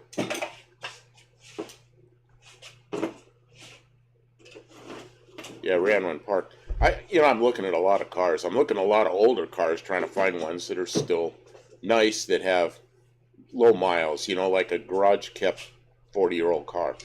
And I find a lot of old cars, and that's what they say, ready for restoration. And you see it sitting there with like one wheel on it, grass all growing up through the floorboards. It's like, yeah, it's not ready for restoration. It's ready for an extreme amount of work. I hope they have a sense of humor about their own. See, Beach used to make Snap-on smaller chests back in the 40s and 70s before they bought out Williams. See, I bought my Snap-on cabinets in the 70s, and I buy Par X. My bottom box is Snap-on, which I still have, and it was probably made in the 60s because I traded it. Snap-on dealer had it. It was a used box, and I traded it for a radiator for a Snap-on truck. And so that was probably a 1960s box. And my top box, the couple of top boxes I bought were Par X, which since I've sold. And the top box, I don't really like top boxes because the top of the box, I use it like a table. But I have my old Snap-on cabinet, which is over there, where you can't see. It's got a Craftsman box on top. That was a scratch and dent Craftsman box I bought on eBay for next to nothing. One of the drawers is all bent to shit, and I pulled the drawer out and made it straight enough that it worked, and it's a cheap top box. But I don't even think I paid $100 for that box. So, but my two roll-arounds, like you see right there, it's got a bunch of crap piled on top of it. And I used to keep it clean. Every night I cleaned that thing off and kept it perfect because I used it for a table where I worked. I'd roll it over to where I was working. But in this shop, it's not big enough to roll around. You know, the shop isn't big enough that you'd roll it over to a project. So now it's turned into a, like every flat surface, turns into a storage area. All the small boxes of Williams chests that they sell now are just Williams road chests. You can buy it under the Williams name from Cat for $400 new. See, I didn't know that. I saw an advertisement here in Australia showed 4 tires standing in a driveway. Had read Ford for restoration. Some rest is in pictures. You know, Oh, like, and there's just a pile of rust around the tires. Well, remember the stealth fighter, the F-117 stealth fighter? That was like a big joke in the Air Force. They'd have an air show and they'd have a roped off area and they'd have some chains welded together that went up there and they just stopped. You know, so they were attached to the ground somehow. And they'd have somebody in there and a sign, it was a stealth fighter, you know, because there was nothing there. You couldn't see it. You know, I was like, stupid.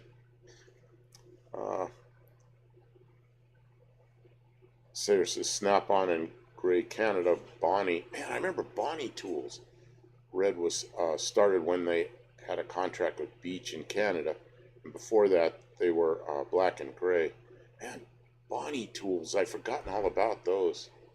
Somewhere I had a couple of Bonnie wrenches from way back. Man, I wonder what happened to those. I haven't seen those in years. Many years. If you ever see a Bonnie wrench, like, set it aside somewhere. I don't think I have any anymore. You know, if you work in enough shops, tools disappear.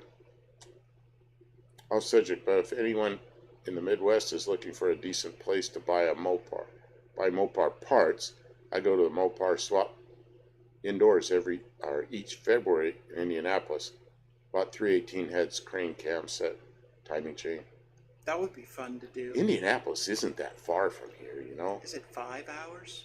4? Yeah, I think it's about 300 miles, whatever that turns out to be. Okay. Depends on how fast a car I buy. Yeah. Yeah. I could drive like that guy that I get smashed in into me. February though, the weather could be very. Oh, I don't want to go to Indianapolis in February. Who does something in Indianapolis in February?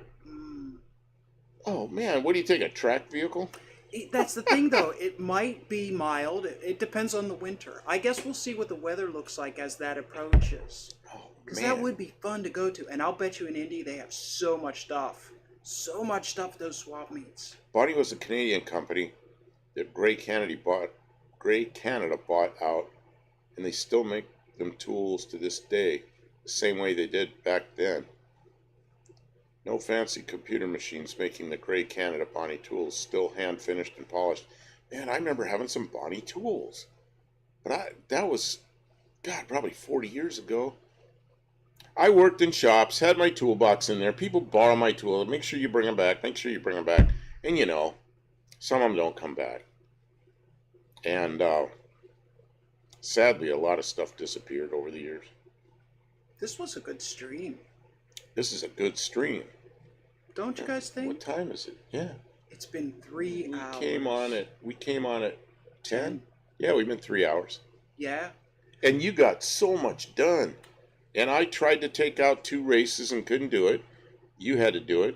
And then, because I made a mistake. You guys kept me company. And then the encouragement of having people in here and conversation going on and being I want to be able to show you guys results. And I packed the bearings for you. You did pack the bearings, and you helped me knock out those. But you know, when Kim comes up here by herself, she just drags and she doesn't like it. Steam. And when I'm up here, and especially when we're doing lives, she just keeps going and talking and enjoying what she's doing. It gives me life. Okay, let's see. Okay, let's see. Bonnie used to make all the tools that you got with your Ford way back. Oh, Dr. Go, 2 days at the fairgrounds. Maybe it is March. I need to Google the swamp. Swap. I bet that swap is big and can easily spend a whole day. And there's there's people, there's places I go where I have somebody with me, and I go there and I could spend all day and maybe the next day and the next day, and they're bored after an hour. That's tough. But Kim, I know I could go to a place like that. She I might wouldn't not. get She bored. wouldn't I be just able. get tired. She wouldn't be able to walk for We 2 need days. a golf cart so I can. We go to the grocery store now, like Walmart, and they have those little carts. Kim can only walk for so long, and she's got to sit down. And we were in Walmart one night. We were about 2/3 of the way through, and she sat down on the floor, leaning on some display they had, and it's like, oh man. We did too much that So, day. It was so too I was much. like, well, what can I do? Can I help you up? She goes, no, just let me sit here. Just let me sit here and rest for a while. And people came by and wanted to know if they could help. I go, she just needs to sit for a little bit. And I'd go to the frozen section, come back with stuff, and then I'd go there and come back with stuff. Pretty soon she got up and we walked out of there. There's no place to But- sit in the entire Walmart. No place to sit. So But if now, you want to sit, you have to ride around on one of those electric chairs. she got an I can get on wait and a off minute. of a chair. An electric cart and electric chair are two different things. An electric chair is what they Is it? execute people with. Oh, my bad. An electric cart is when you ride around in. So I'm don't sorry, I bumped the thing. don't sit in an electric chair. It's an electric wheelchair. Like a guy, And- there was a guy I used to work with. He goes, I bought my mother-in-law a new chair, but my wife won't let me plug it in. I used to think that was funny. So Kim now gets in the little cart. She goes, I felt kind of bad because I can walk just fine, but I'm driving this little cart around. And she asked the guy, the employee at the store, and he goes, oh, fine, you're the person that should be using it. He goes, teenagers come in here and run them around, smash them into each other and everything. And he goes, we're not allowed to stop them. It's like, he goes, yeah, use it. But there's like 5 chairs on both ends of the store. So they have like 10 chairs, and I'll go in there, and there's always 3 or 4 chairs on either end of the store. So she rides around It's it. like, if there was not a lot of chairs, I would just make it a really short trip and just not walk all the way to the other side of the store. And if you see the video that we did when we went to Hilltop Market, Yeah, they have them up there, and you see the cart out there by the car, and I'm unloading, and I'm thinking, and everybody's going to think that old dude's riding around in that cart because they didn't see you get out of it. But with me, it was You her. don't get so tired. No, from I can walking. walk and walk and walk. I get tired, but I don't. You hurt after you walk the distance, So you need it. It's fine. That's what it's there for. I So- go with my son-in-law, and he's a big help looking for parts because he's a GM guy, so he shops for me. So 2 people looking for my parts list. Yeah, when you have somebody else who knows what you need, or a spotter who can call you from the other side and be like, hey, do you need a set of this? The power seat in my old 76 Chrysler was often referred to as an electric chair. I can see that in the car. Electric chair in the driver's seat. This guy's misbehaving going down the road. Turn that sucker off. Get rid of him. Oh, yeah.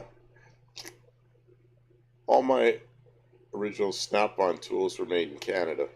But in the late 70s, they left the North American tool agreement and then started to force companies out of business and bought them out. See all this Canadian, U.S., and Mexico, all this stuff. Politicians playing all the games. Somebody paying some politician off. The reality is if we just made stuff, we'd buy stuff from Canada and they'd buy stuff for us and it'd probably be fine, It's interesting history. Yeah, history. Thank you, Canadian Diesel, for telling us about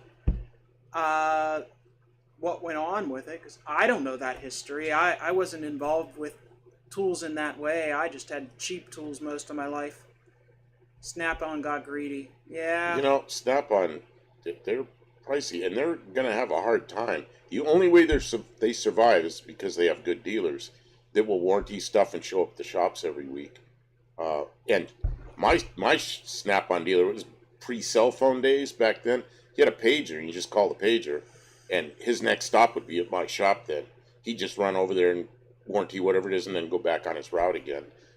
Or he'd call me on the phone and go, hey, this is where I am. It's a pretty good run. Can you come over here? And I go, yep, sure. I'd drive over there. But that guy he'd service everything quite well, and that's the only reason really I bought Snap-on, because of the service. And now, of course, I don't buy Snap-on because I'd have to go chase down a truck and pay big bucks for something I can buy at Lowe's or online. I grew up. Let's see here. I grew up in Indiana where they had the real electric chair in the Michigan City prison. Oh, geez.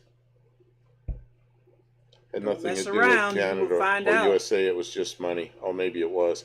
Yeah, and what happened with something I don't understand? Maybe you know about it because you're Canadian and you know all the history. But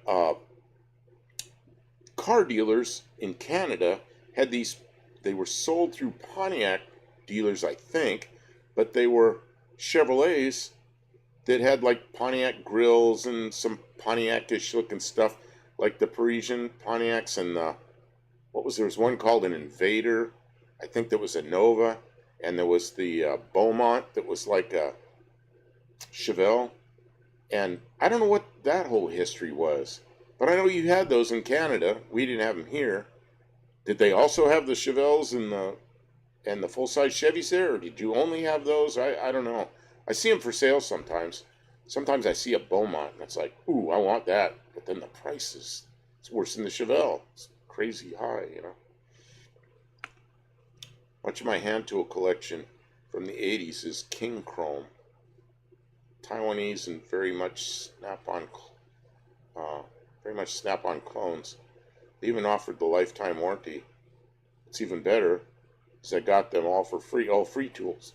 I always say free tools are the best ones.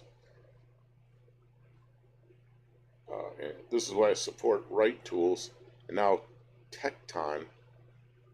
Wow. I have Tecton. Where the hell did I have Tecton?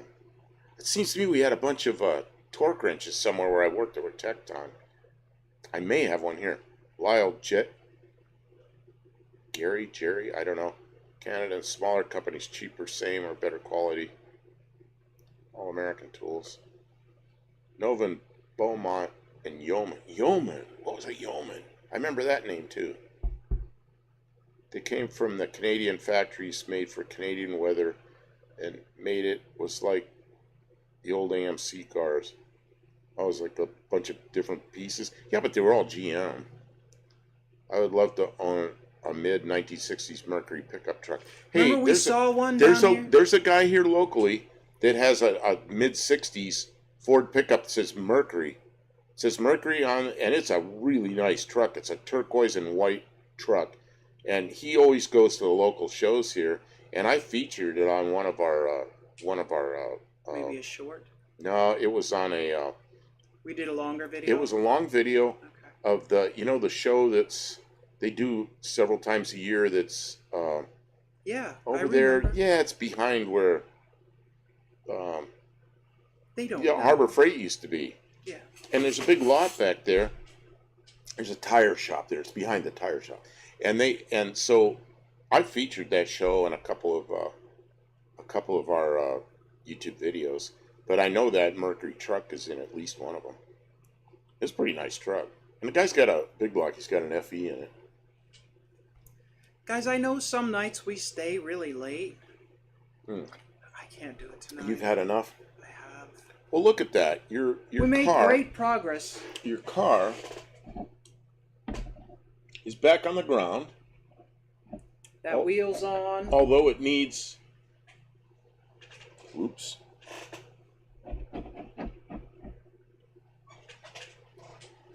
It needs an engine, but that's easy. I was working in Records Yard, and my coworker's dad was the Australian King Chrome rep.